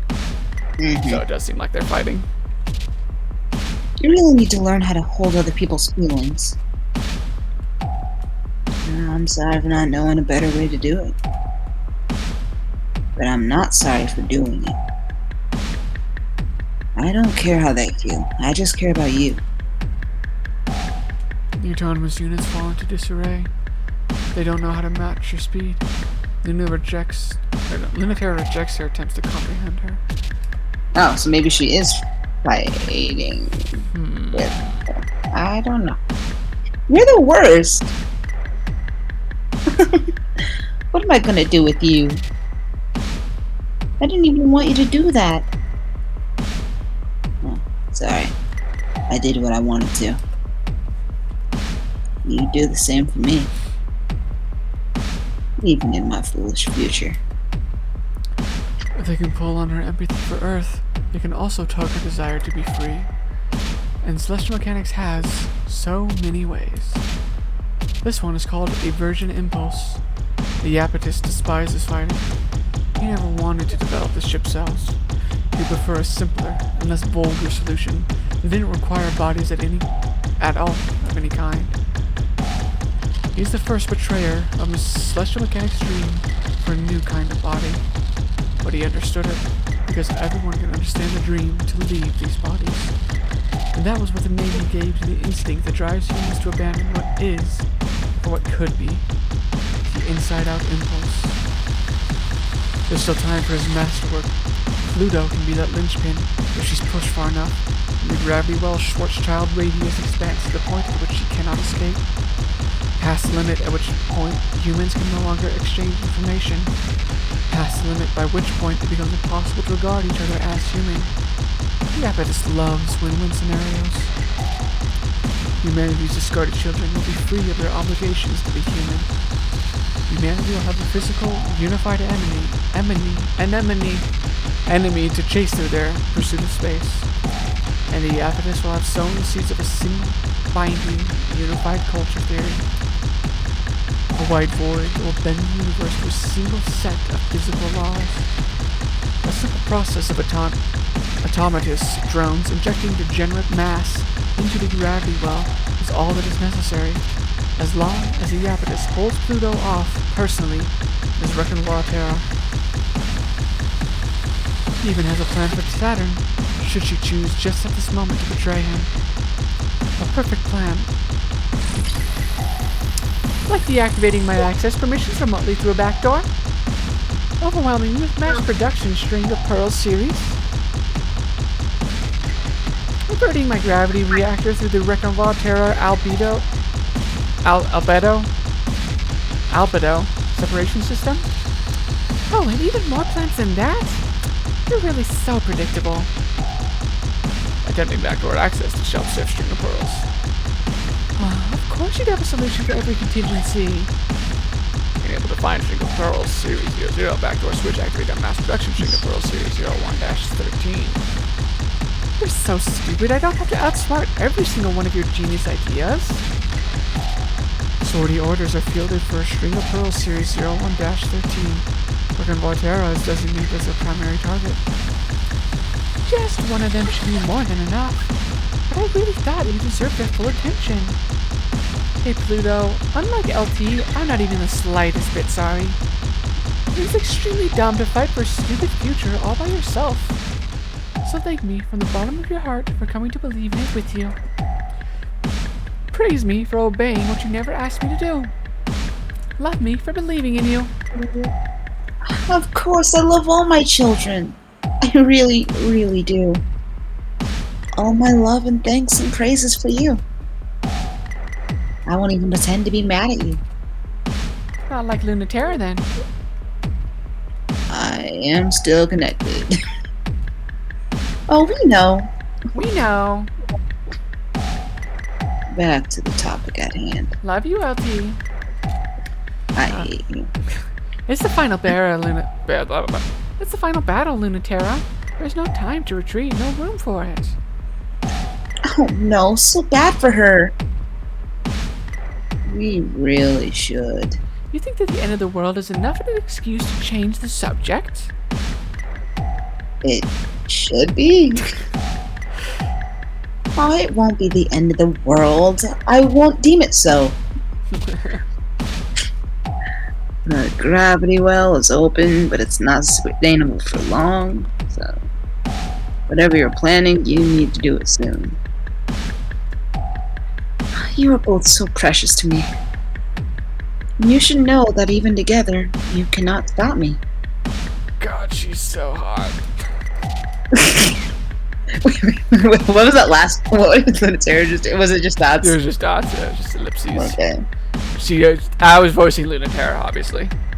Okay, you distracted me with the. She's so hot. I was just saying what Lunaterra was thinking, okay? Oh. Literally, you fucking said, hey, don't just dot that fucking dot. I thought you were going to convince her.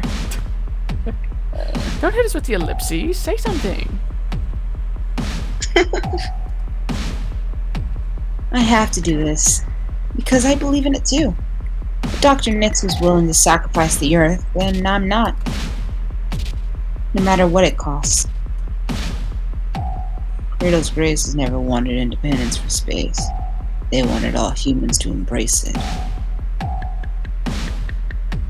The solution is to destabilize the Earth's gravitational field until human life is no longer possible there, and force adaptation to space. Oh. I didn't even think that was going to be a thing. I didn't think that was what they were doing either, but that makes sense. Yeah. That's so far left that Yeah. Pluto's never given off that vibe. Yeah, we were definitely getting more of the impression that, like, we'll make other planets in the system like Earth, and then we can adapt those planets and live there. But it's like, no, we'll make Earth like the other systems in the planet instead. Whoops.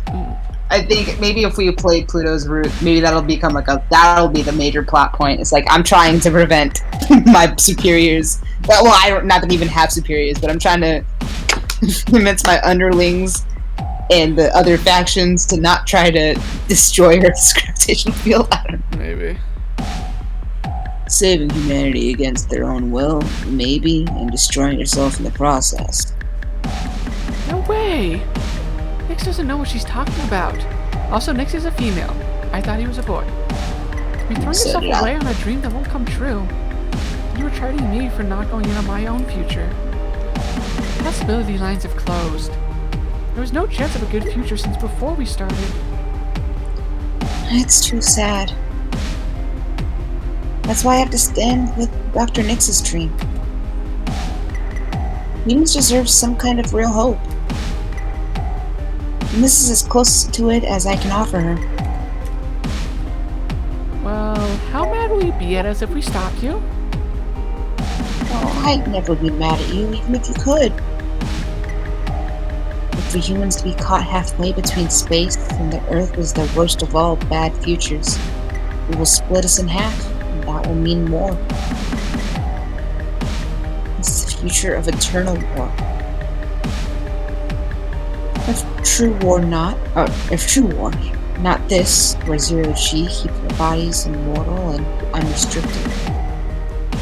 I mean, if we really did declare independence from Earth, wouldn't they see how cool we are and come up anyway? It's their choice, you know? You can't make it for them. That's their problem. You two really put up a fight. For a moment, I almost believed you. I really thought you might be able to stop me. Makram's spine is broken. The string of pearls is divided into so many components it resembles time.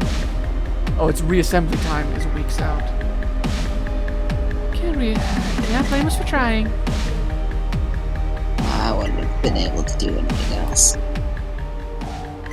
I really hate this. It's time to... The interfacer is... broken? Oh, thank God. I thought you missed. You didn't make the shot easy. I can't control the lunar gravity event anymore. Did you just fuck with God? I don't know what's going to happen. What can I do? Oh, sorry. We didn't think that far ahead. Oh, he just wanted you to decide. Not Dr. Nyx. If you can't have anything, what is the thing? Or if you can't have everything, what is the thing you really want? I don't know what kind of future we're gonna get. I'm not working with much. Anything you do is fine, if it's you. Don't listen to her. Just figure out something that doesn't suck. The three compress, redivide, expand. The simplest childish thought grasps Pluto, bubbles up within her, and she says it before she can stop herself. Boo! I don't want these feelings. I want us to be together forever. In our beautiful shapes in space. Free. With everyone. Of course, it is impossible. Not enough people will believe in it. Earth is the primary body of the system, and the medium point between our gravity and its gravity is still deep within the Earth. Yet they cannot pull us down anymore. That will never happen. We are still in space, and the future is uncertain, if we can even sustain it, but... Is this Pluto? It sounds like it. I declare war on the Earth. Come get us again. Come find us again.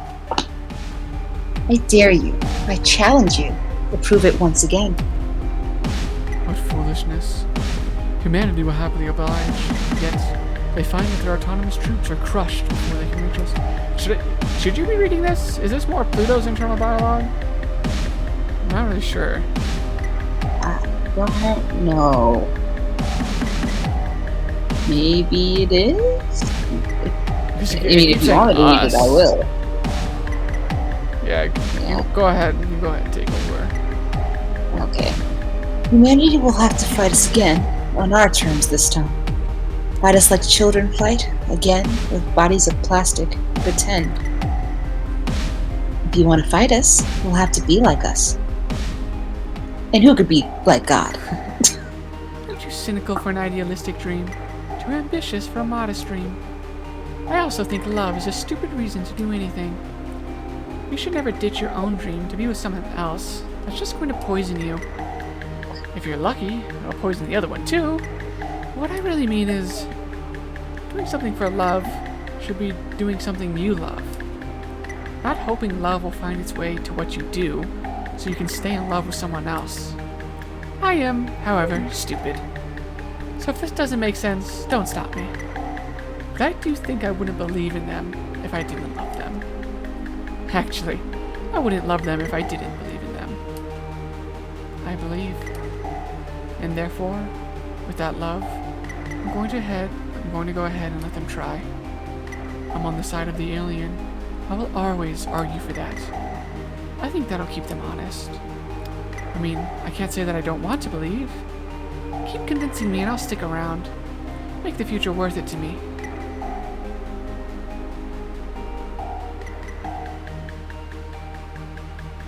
Aw. There might still be more today. Let's bet against that. I'm tired. Well, catch us off guard. So stay in your ship self. You want to laze around still in your ship on Pluto's lap? Why not? Does it feel as nice? It's different, but it's better. You can't feel anything? You've still got a lot to learn, Ace. Maybe I do. Let Pluto teach you. I'm taking a nap. Nah, you're helping. Oh, that's her. Nah, you're helping. I'm tired. Shut up. So she says, but when she stretches out on the yellow-red carpet of Venus's jungles, she doesn't go instantly to sleep.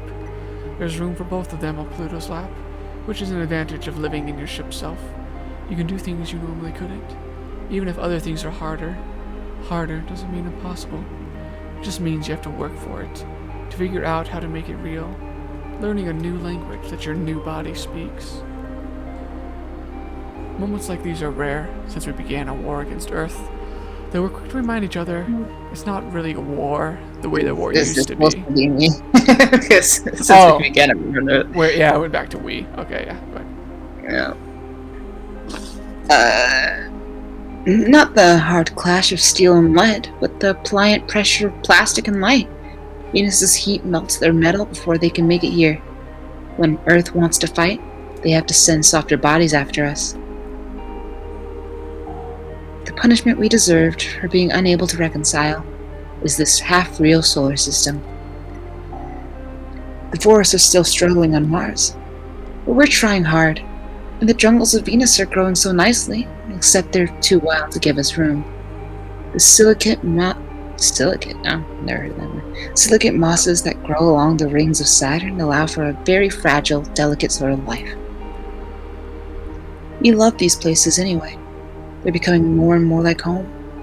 All we need are more of us. In they come, descending in waves, trying to take us back. We beat them back every time. Sometimes one or two look around and decide, I'd rather stay here. And then there's more of us. Sometimes they succeed and take one of us back home. That's just as fine with us. We should go where we wish, live as we wish. And if our sisters get taken home, they bring a small part of us back to the Earth. They can't go unchanged. Like Pluto. Oh, no, maybe this isn't. no, I think it's switching back and forth. I think that was Pluto, and now this is back to like a narration. Okay. Like Pluto always said, this future no one wanted is the only future that leads somewhere. A future she couldn't hold, and still can't hold, but she doesn't need to. Oh. Well, I guess maybe this is like Saturn or Lunaterra. We are holding it with her. We are holding it together. All together, we can hold this future. Earth isn't ready to accept us, and we're not ready to forgive Earth. Yeah, this is definitely Saturn. That's okay. We don't have to be. Let's just fight about it. Let's fuck over it. Let's break up and get back together over again. If we lose, we lose on the terms we set, and that proves our point, so haha, we win. If you hate that logic and think it's stupid, come over here and mess me up about it. Come here and make out with me about it. Definitely Saturn. Absolutely Saturn. So maybe the first one was Lunaterra. Yeah, it could have been. Shout it again. Beat the game. I'm pretty okay with that ending too, actually. Like, I like the idea of, I think what really sold me was, you know, them forcing Pluto to kind of, you know, think about what she wants, and then she's just like, I declare war on the Earth, so you gotta come here if you got a problem. So, and that gets me what I want. Anyway, I want you to come out here, experience space for yourself.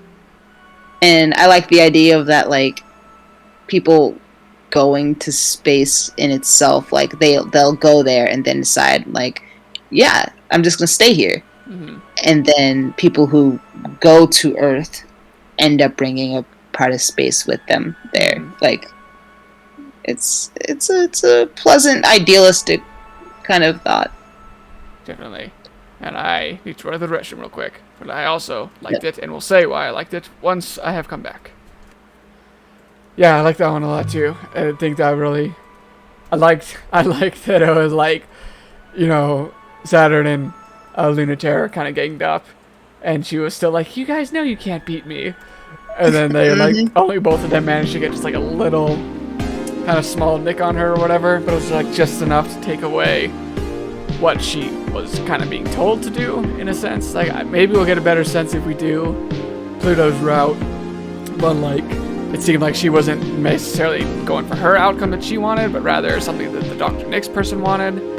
And, like, it was the Dr. Nyx person that was like, okay, destroy gravity on Earth so that they're forced to adapt. Whereas Pluto, I think, was kind of like of the mindset that we thought, where it's like, make other planets adaptable, expand, you know, make it comfortable so that humans want to come to space by making it, like, a little bit more familiar and stuff. And when they did whatever they did to her ship self, she kind of was forced to act on her own accord. And then she decided, you know, I declare war. And if, you know, what I'm doing makes you uncomfortable, you have to come out here and make me and stop me. And, like, they started messing with the other planets and stuff and sending out people, like you said. And I like that a lot. Like you said, that it's like people come and then they realize, like, this, I see the appeal of this. I want to stay here with you guys. And then they stay, and sometimes they go back. And then when they go back, they can't be the same because they've experienced it and stuff. Like, that was great. I like that. Maybe, I guess they all might wind up being like, all the girls get together no matter what, sort of thing. I enjoy that. I enjoy that outcome immensely. If we get to see all of them, like, no matter what, they'll tie together. I did like that. It's still wish there was more Best Boy, but it's fine. Yeah, it's a bummer, no Mercury. Yeah, I liked it a lot. There's another good one. And I did like that it was still kind of trippy, that it's like we're just doing our own thing and becoming something that you guys haven't seen before, and you have to deal with it. And it was cute that they're, like, laying on our lap and stuff and just submitting to the god. Amen. Now, I'm really going to be curious about Lunaterra's, because the idea of the Memorial Foundation winning Right. or like means no space. Yeah, let's see.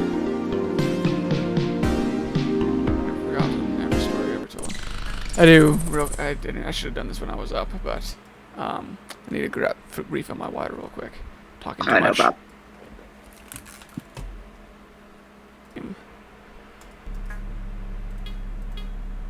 No, this is different. Okay. I'm disappointed in you, Saturn. I expected more from you. Maniacal laughter. Sorry, wait. My sides are splitting.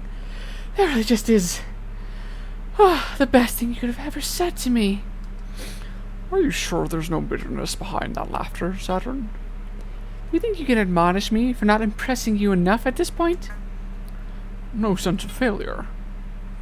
If you are mad, how could I possibly consider that a failure? I was just expecting more. A more cosmic disappointment. A true ruining of the universe. Do you expect me to believe you're happy with this outcome? Memorial Foundation has such low ambitions. This one can't get weird. They're all about things not getting weird. Oh, you're underestimating me. Don't think I wouldn't pick a future just to spite you. Notice the proper capitalization. Notice the proper punctuation. I don't believe that for a second. What happened to that ambitious person I knew? The one who wanted shit to get weird. And finally, you have nothing to say. Are you afraid of what's coming back to Earth that much?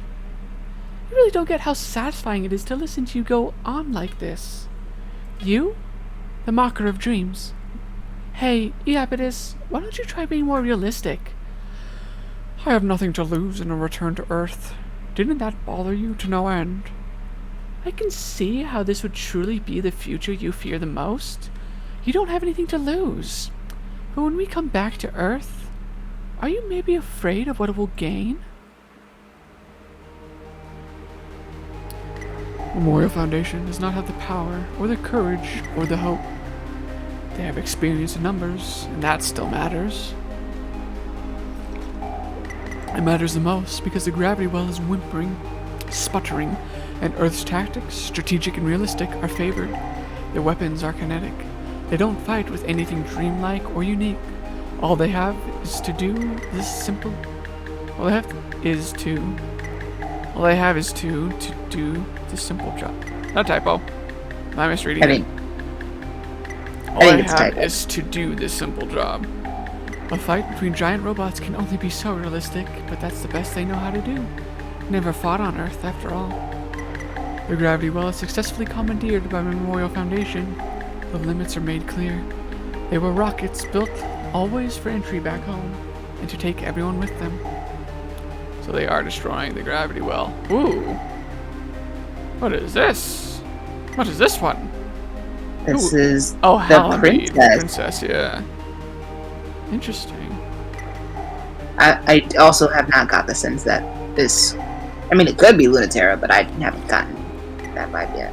Oh, from the narrator? Yeah, I wasn't getting Yeah. that yet either. Halamede, in the low silt sea, soars in glory, holding the dying gravity well in her arms. Through it, she extends the logic of Earth to every tidal reactor, the exact gravitational constant that determines human to be human. Oh! We finally get to see the princess. She's so cute. She is quite pretty. I like the short hair. Me too. So I wonder, I would almost assume then that she's like the Mercury in Lunaterra's route. But I feel like Pluto might not have that. Maybe, I don't know, maybe I'm projecting. So like, who could tell Pluto what to do? Who could keep up with her and be on her level? But, I don't know. I guess this should be me. Lunaterra, you've done so well. You've been so good. Are you still going to betray us? Your Rappa told me to expect it. I won't. Like I promised. Even if the rest of the pilots may not forgive me, they're coming home now too. Is that a problem? I thought it was happiness for all, no one left behind. Emphasis on the no one left behind, because the first is too hard. We have to be careful. You know that. I think we're more trouble than we're worth. There's a really simple, easy solution to us becoming another existential threat. A simple way to defeat it and prevent it. When they indulged the Memorial Foundation's plea for an alternative to their method, the one used from the beginning of humanity to the present day, they allowed us. Because we made the promise of submitting without complaint. That's true.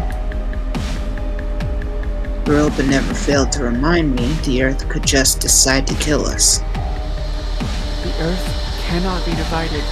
We're meant to be one. Earth is an anchor in space-time for us. It wasn't always like that. We started from zero. We had to carve out our place in the universe bit by bit. We have to move ever forward, marching in progress. As culture marches forward, so does our gravity increase. We need each other, and we need this culture, this gravity, to make us together. I agree. Humans need to come together. Lunaterra immediately fires out solid-like bullets into the gravity well in the strain mechanism, and that gravity well implodes back to life in the middle of the victorious fleet. Communication immediately falls apart as space-time and electromagnetic forces tear through them. You finally did it, Lunati. Something so dumb I don't have time to get mad before I save you from it. You could have at least told me this is what you were planning. I would have, but I wasn't planning this until 10 minutes ago. This is definitely what Pluto meant, where she's like, you're kind of like Lunaterra. Like a younger Lunaterra. Yeah, for sure. Hey, I didn't even cut it that close. Tell me you've thought up something good. I'll follow you, even to a bad ending. But not if you've got nothing other than this depressing conclusion. I'd have to hate you to let you do that, baby. I find it interesting they refer to all of them as bad endings, when so far we've been like, hey, I like this one. I think this one's pretty good. It's the bad ending. Is it? Maybe it's either the bad ending because we did the 50-50-50, or which I don't think is really the case, or it could be the bad ending because no one's truly happy. Like, because no one got everything that they wanted. Right? Yeah, nothing. Yeah. Okay.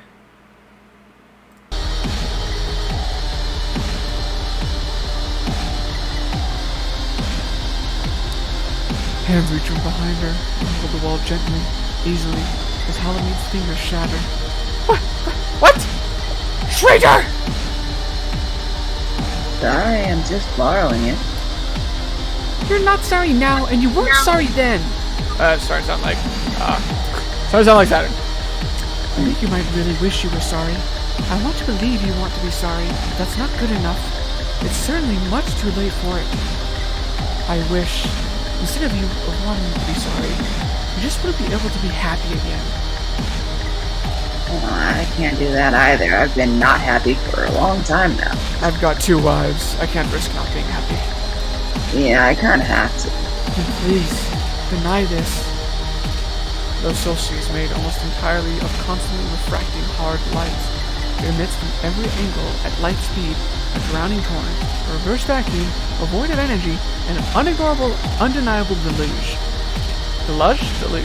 Light, the substance and pressure and weight of water. Whack. Heaviness is unbearable. To Lunaterra especially. Yet it's so familiar it's impossible to escape. Automatically, she falls right in. Not if Saturn has something to do with it. Exactly. No matter what terrible things you've done, you've never forgotten exactly what you deserve for them. That's how you can make it up. That's how you should make it up. At least not in the same way. Which, I know now. I thought I would die before. And the nice thing is, if you don't die from this, you grow up. Even if it feels unfair. Are you suffering? Lunaterra reaches her hands as close as she can to the gravity well. Her own tidal reactor howls and creaks with the strain of not falling in. It isn't interested in Lunaterra's dreams. It just wants to have everything. The infinite wish of humanity. Earth's pure greed. The white void.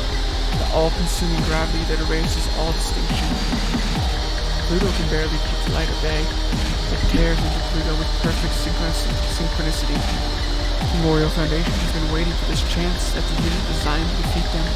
The one that our minds think up to everything they can't have. She's drowning, but her fingers are still reaching. She's still holding the dying gravity well. The true enemy are fast approaching autonomous defense units. Unlike a ship's off, they're designed with war in mind. As Halamede said, the earliest option is just to kill us. The option they're always meager to take. most eager, not meager, most eager to take. No wonder they thought the ship's self-program was just a fanciful indulgence. They are surprised then when Saturn tears them to pieces. Hell yeah. Look at our girl go. I guess you were right. From how unsure you were, you made it sound like it was going to be a lot harder. Pluto, you've been a good influence on her. Like how I've been a bad influence on her. We would be worse suited for a helpless woman like that, aren't we? We just can't get... It's a threesome. Every time. We're just made for each other. All of us. Thanks, Saturn. And I'm inclined to agree. It'll just be a little longer. Don't ignore my nonsense. When this is over, I'm not gonna forget it. Sure. You can tease me all you want if you win. You're not very inspiring. It'll be super inspiring if we win, so let's do that first. Saturn poisons the waters. She corrupts information. What washes over Pluto is muddy, weak, toxic, and definitely bad for you. But at least it doesn't want to eat you alive in the name of love. It just wants to mess you up in a good way, and let you mess it up too. The destabilization has gone successfully so far. The gravity well is diminished and weak and dying fast. That's okay though. It's enough for a little wish. The greatest trick is to just move 1 inch forward. The only trick. Change the physics by a decimal point. In a secret place where they won't notice. Equivalent to inventing a new Earth is changing the acceleration due to gravity by 0.01 meters per second squared. That is something that is impossible even with the gravity well. The Earth is the Earth and will bind everything to it. Except there's a nearby body in perfect sync, inseparable and distinct, and through its orbit, its tides influence in subtle ways the life of Earth. I understand now. This is something I want too. You coming up with this idea is just the worst. Why couldn't you just be a bad person with bad ideas and wicked dreams? It's impossible now. Who'd want to give up the moon for the Earth? If we lose, we'll really look like idiots. We'll live alone on a lifeless moon. But let's make sure that doesn't happen. The moon is to be abandoned too, unless you can bring it into such inseparable closeness. No, stop convincing me. This sucks. I still hate you, but fine. Live on the moon, away from me, forever. He's cute. While Solstice shuts the valve, Earth rips around inside her. The gravity well, already compromised, begins to glow to life again. For a little bit longer, Earth can't touch it, can't shut it down. Left to its own devices, the gravity well will bring all things together. Of all the fabulous dream tech of the Mora Foundation International Space Program, the gravity well, which brings together matter, light, and culture, is the strongest execution of their dream. And a pathetically mistaken one too. The gravity well brings things closer until they pass through the event horizon, and they can never return to the universe again. Steins Gate! The limit where even information can't return. Whether it's a good universe or a terrible one, Lunatera doesn't intend to find out. She's hopelessly attached to this universe. What we do want is to get a little closer. I thought you said you could find a way to be happy in any kind of future. I think that works only if you try really hard to make it not suck first. See, she gets it. Maybe she is a little me. Well, it's not like I think it won't work. If the gravity well is sufficiently strong, it is true. It'll eat away at the tidal forces of the Earth. And that is like... the gravitational forces of the Earth will change somewhere in the billionth place? How about the hundredths? That's definitely super impossible. No, I think we move the center of gravity between the Earth and the Moon. We pull a little, then we pull a lot. We pull until our bodies fall apart. I think then we can get a shift in the hundredths place. And bring a little bit of what we made back home. That's a very generous kindness. And also an extremely petty act of revenge. Yes. I want to pay the price. And they should pay it too. You should never expect me to choose a boring future. I didn't come here to be bored. I didn't even come here to be realistic. I don't think I'd give it up for love either. But I'm not an idiot. All these dreams are meaningful because I'm still human. There's no way to have everything I want, so I choose life itself. No, that's not what that reads. Where the hell did I get that? So I have to choose half. I didn't think I was that tired, but apparently I'm losing it. Hang in there, kid. There's no way to have everything I want, so I have to choose half. Which is so unfair, you know? I'd rather lose everything trying than get a choice like that. It's a hard choice too. The hardest. My human half is so easy to throw out. It's so difficult to treasure. Who will be tender with it? Who will see its value? Who will make it powerful? Not me, that's for sure. I can't do something like that. It's all of you. It's all of you can. If all of you can. You've got a lot of work left. It'll be hard. You know it's already been much harder for the two of you. Together, we argue for the value. Let the contamination and change in our bodies grow and thrive. If you want Earth to be our garden, let's poison it. It will never be the same after we seduce them.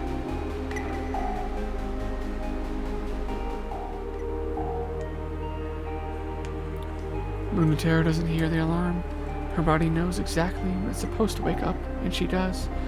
She doesn't have to wake up this early anymore, but her body has a hard time letting her go back to sleep. She wakes up, tries to focus her eyes. Her head hurts, just a little. So she thinks she'll go ahead and make coffee, except Saturn's arm is tugging at her shirt, and Pluto's legs are tangled up in hers. Polly, Cute! let's go. So cute! So maybe she can't make coffee just yet. She worms out of the comforter as much as she can. The apartment's summer air conditioning keeps things nice and cool, but the summers here are hot, and so are the girls. Nice! Yeah. Maybe if she tries really hard, she can go back to sleep. But it's hard. It's always hard with the sun still there, but especially with just the hum of the AC, and everyone's slow breathing, and the light shiver of the sweat. Hey dude, wake up. Hey, don't put me back into bed. Pluto, stop her. Aw, but I want to see who wins. You're the one who wants to make breakfast. You made her wake up. Don't act like this is not your problem. None of you were up when I was up, so it's time to sleep forever. That's what I said. Also, you're clearly awake, so let's go. And so let go. No. Pluto. I'm making breakfast, though. I already turned on the stove. It's fine. It'll just burn the house down. Help me stop Saturn. This is the wholesome shit. This is so cute. This is the best ending. I knew it. I should have known. Lunatera would have the best ending. Okay. Unless this turns out to be a dream. I'm not here for it if this turns out to... You traitor! You betrayed yourself! Oh. That's enough out of you.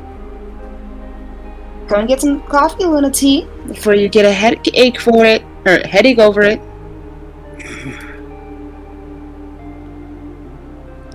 You're really such a fake. You're serious. You too? You switch sides really easily. So do you. Up again. Alright, you're helping me make breakfast. What? How come she gets to sleep in? She'll be right behind us. That was the cutest shit. Oh my god.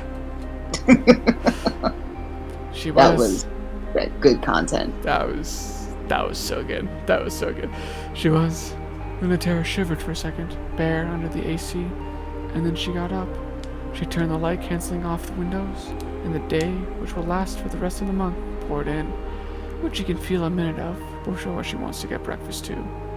On the near side of the moon, the earth will always be visible. Without the hands of her old body, She won't ever be able to fly or feel the view as anything but a picture ever again. Even the memories are fading. But the moon is closer. So close that there's almost no difference between it and the Earth. It's another country. A strange country. And the Earth is too.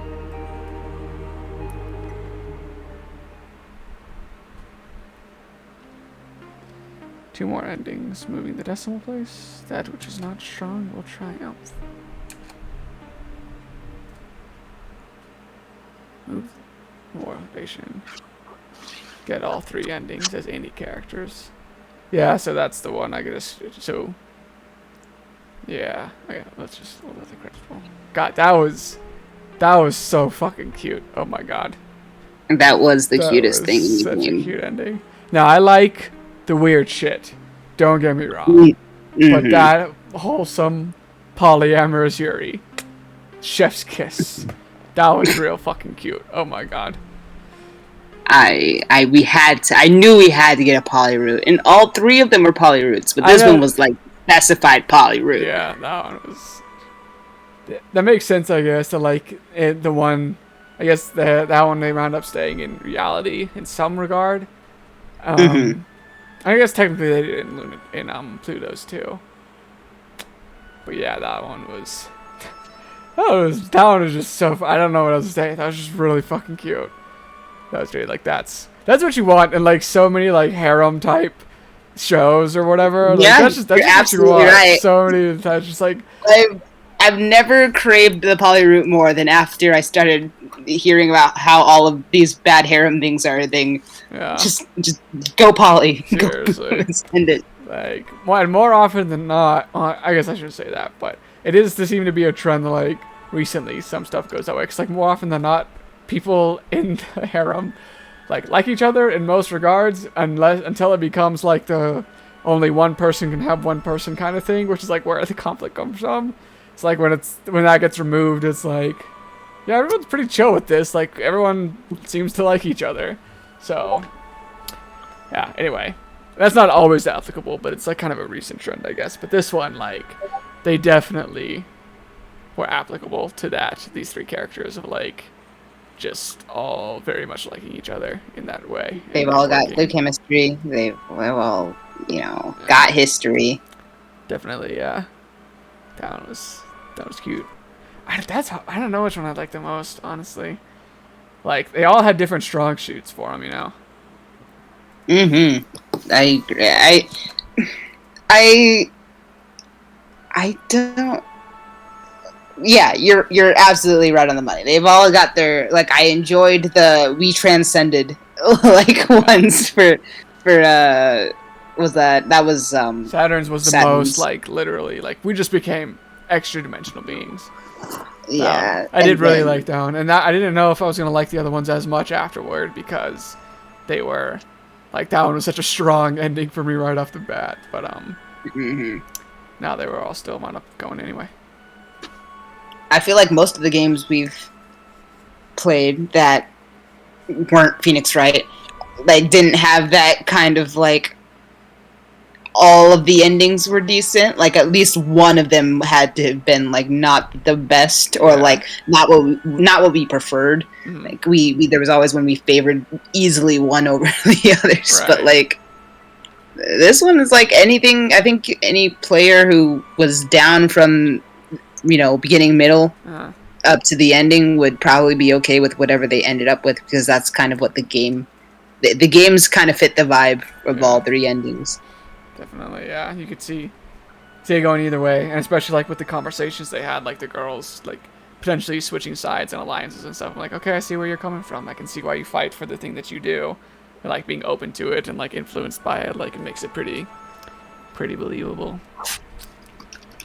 Okay, so let's see what we got. So for the achievements we've gotten, I've gotten 7 out of 12. So Necklace of Storms, beat the game of Saturn. New Planets, beat the game with the Celestial Mechanics ending. Moving the Decimal Place, beat the game with the Memorial Foundations ending. Childhood Again, beat the game with the Cradle's Graces ending. That which is strong will not triumph. Get all three endings. Yeah, so it's only those three. good at bad decisions, make a choice for the first time. The ending we choose is get an Easter egg. And this was what I think since we actually got to choose from all three, that's what that one means. So the ones we haven't gotten yet. Sea of Crises, beat the game as Lunaterra. Eye of the Underworld, beat the game as Pluto. Subtext is for cowards. See all chats. I've never betrayed anyone in my entire life. Play as Lunaterra and get anything other than Memorial Foundation. That's kind of interesting. And then our true ending, beat the game as all three characters. Because Lunaterra her character was introduced as like a spy, right? Like she was good at espionage and all that, like everything, the ace pilot sort of warrior goddess. Or at least that was her. She was good at sniping, espionage, double crossing, ghosting. Yeah, I'm curious to read these now that we know more about them. So reserve test pilot wants to advance humanity to the next stage. Her faction does. Saturn wants to flirt, but there's not a reason we can't do both. Common out button mashing. Petrus out button mashing. Pluto. Ultimate weapon pilot. Even if Earth is giving up on a new life for humanity in space, critical races hasn't, and Pluto will make that dream come true. Likes good girls, succulents, crushing both kinds. Everyone is trying very hard not to have any dislikes. Lunaterra. Ace pilot. Fighting for pilots to join the rest of humanity back on Earth before it's too late. Good at double sniping, espionage, ghosting, loving yourself, and everything else. She's definitely Saturn. I can't believe we didn't figure out or at least the underlying similarities between Saturn and Lunaterra right off the bat with that. Yeah. Just like bad at everything. I have a very specific set of skills. Like, so, Gabe, controversial question then. Who do you have a best girl then? I don't know. I think I know Mercury is best boy. We can easily agree sure. by default. Literally. I really liked Lunaterra. I really liked her whole vibe. Just the tired dad energy, you know. She very much like, I don't know, I guess kind of like Callie in that sense, like you know, but like not cool. It's your boy. Yeah, like I'm so mad I never got to use that. It's your boy. Like, I just really liked her thing where she's like, I've been through this so much. I've seen pretty much everything. Like, I'm doing what I'm supposed to do, but at this point, I'm like over just everything. If you give me a reason to go with you, I'm open to it. And she just kind of was like, she was confident and like cool and collected, but also was like willing to kind of just go with the flow in every situation. And I just really like that. I love that she was actually like she's so like she has that vibe for most of the game where she's like totally in control. Mm-hmm. Then she has those moments where like, oh, I'm actually a disaster. Like I have no idea what to do. Like I'm doing. Exactly, but like even in those moments, she's still just like, okay, I'm just dealing with this now. That's fine. Like even when she's like in a panic, she's just like, okay, well, I guess now I'm panicking. Great. Like I don't know. I love that a lot. Saturn I like because she was cheeky and flirty and everything, obviously. Mm-hmm. Pluto was great. That she was literally like, you know, God loves all. It's hard. I don't know. I think Lunaterra is just my gut reaction to say. I'm 100% with you. The handshake. Hold on. I can't believe we agree on a bet. I know, it's so weird. That's the power of the tired dad energy, I guess. That I mean, I'm more surprised that you went with her, like, because I feel like me going with Lunaterra is pretty on brand for me. Like tired dad energy, like that's literally. I knew in the moment I saw her that I was like, oh yeah, this is gonna be probably my favorite. But for that same reason, I didn't want to play as her. Like I wanted to like kind of branch out. Saturn's definitely a close second. Like, is that what you expected me to go with? I assume you probably expect me to go with Saturn. I don't know. It's a toss up for you between Saturn and Pluto because Pluto does give off the ara energy. Like she's the god. She's the Gojo. Yeah. She's Gojo. Lunaterra is a more fun Nanami. I don't know, it's hard. Oh, great. They're just all, Or and that's maybe President Mike and Aizawa. I don't know. yeah. They're just all good. That's like even with like some of the lore stuff and like extra world stuff being kind of hard to follow at times. Like these three definitely carried it. Like they were all just really great and fun to Oh, read. for sure. You didn't need to know everything that was happening in this game. And we could figure out most of it. Maybe we got some of it wrong or misunderstood, and a shit ton of it is just metaphorical anyway, and not actually something to understand. It's like a deeper symbolic meaning and shit. So hardly matters. But yeah, that's great. I just really liked all three of the endings for sure. Lunaterra's was just cute as fuck from like a shipping sense. Saturn's was great because it just got weird. I liked that a lot. Pluto's was good because it was like humbling the god in a sense, but also in like the god loves her children and the children love her back and want her to love herself, and like kind of a weird way that I wasn't expecting it to go. That's why I think Pluto might be my second fave, but I agree. Yeah. I don't know. That was great. It was good. I'm glad it was weird, but not too weird. Yeah. I wonder if there is one that just gets full like batshit insane, like a visual novel that's just absolutely nuts, like Hideo Kojima type, like just nonsense. I'd be very interested, but I don't know if there's anything out there that's quite like that. It would probably be indie if there was, but good find once again. Good find, good recommendation. It was really good. I'm glad you enjoyed. Yeah, I'm glad to. It was kind of iffy at times, especially like we said, start out with like, oh, they're just massive lore drops right at the beginning. Okay, these are kind of complicated, but it was good.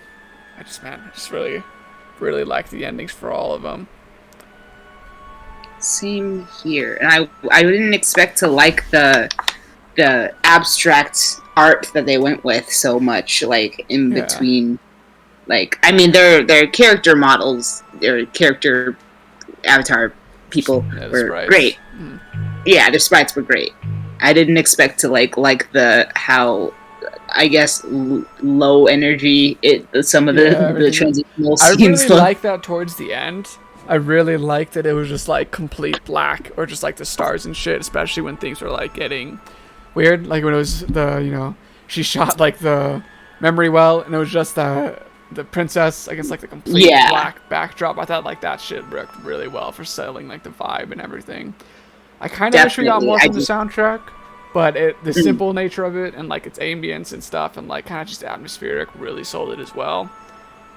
So yeah, I did think some of the presentation, it would have been cool to kind of see, like big mech battles and shit, but I do think that like with how weird and abstract and metaphorical a lot of the storytelling is, that really worked in its favor, definitely. I agree. I think going into the game, if I had like known that it was going to be that in between, I would have been like, initially I would have been like, I hesitate to recommend this. But like now knowing the content of the game, it's like, oh yeah, of course that's kind of what they would go with artistically, Yeah. because it's the overall theme. So yeah, I'm glad it was good for both of us. I'm glad. I don't know what you want to do after this now, since this was Yeah. so short. Like, Mhm. if you want to, I don't know if you would rather jump back into Phoenix right now that we've had this break, or if you would rather take another break with another game, even though we won't know how long that game will be, Yeah. unless like we can Did get that you- from Steam. Yeah, that is a good question.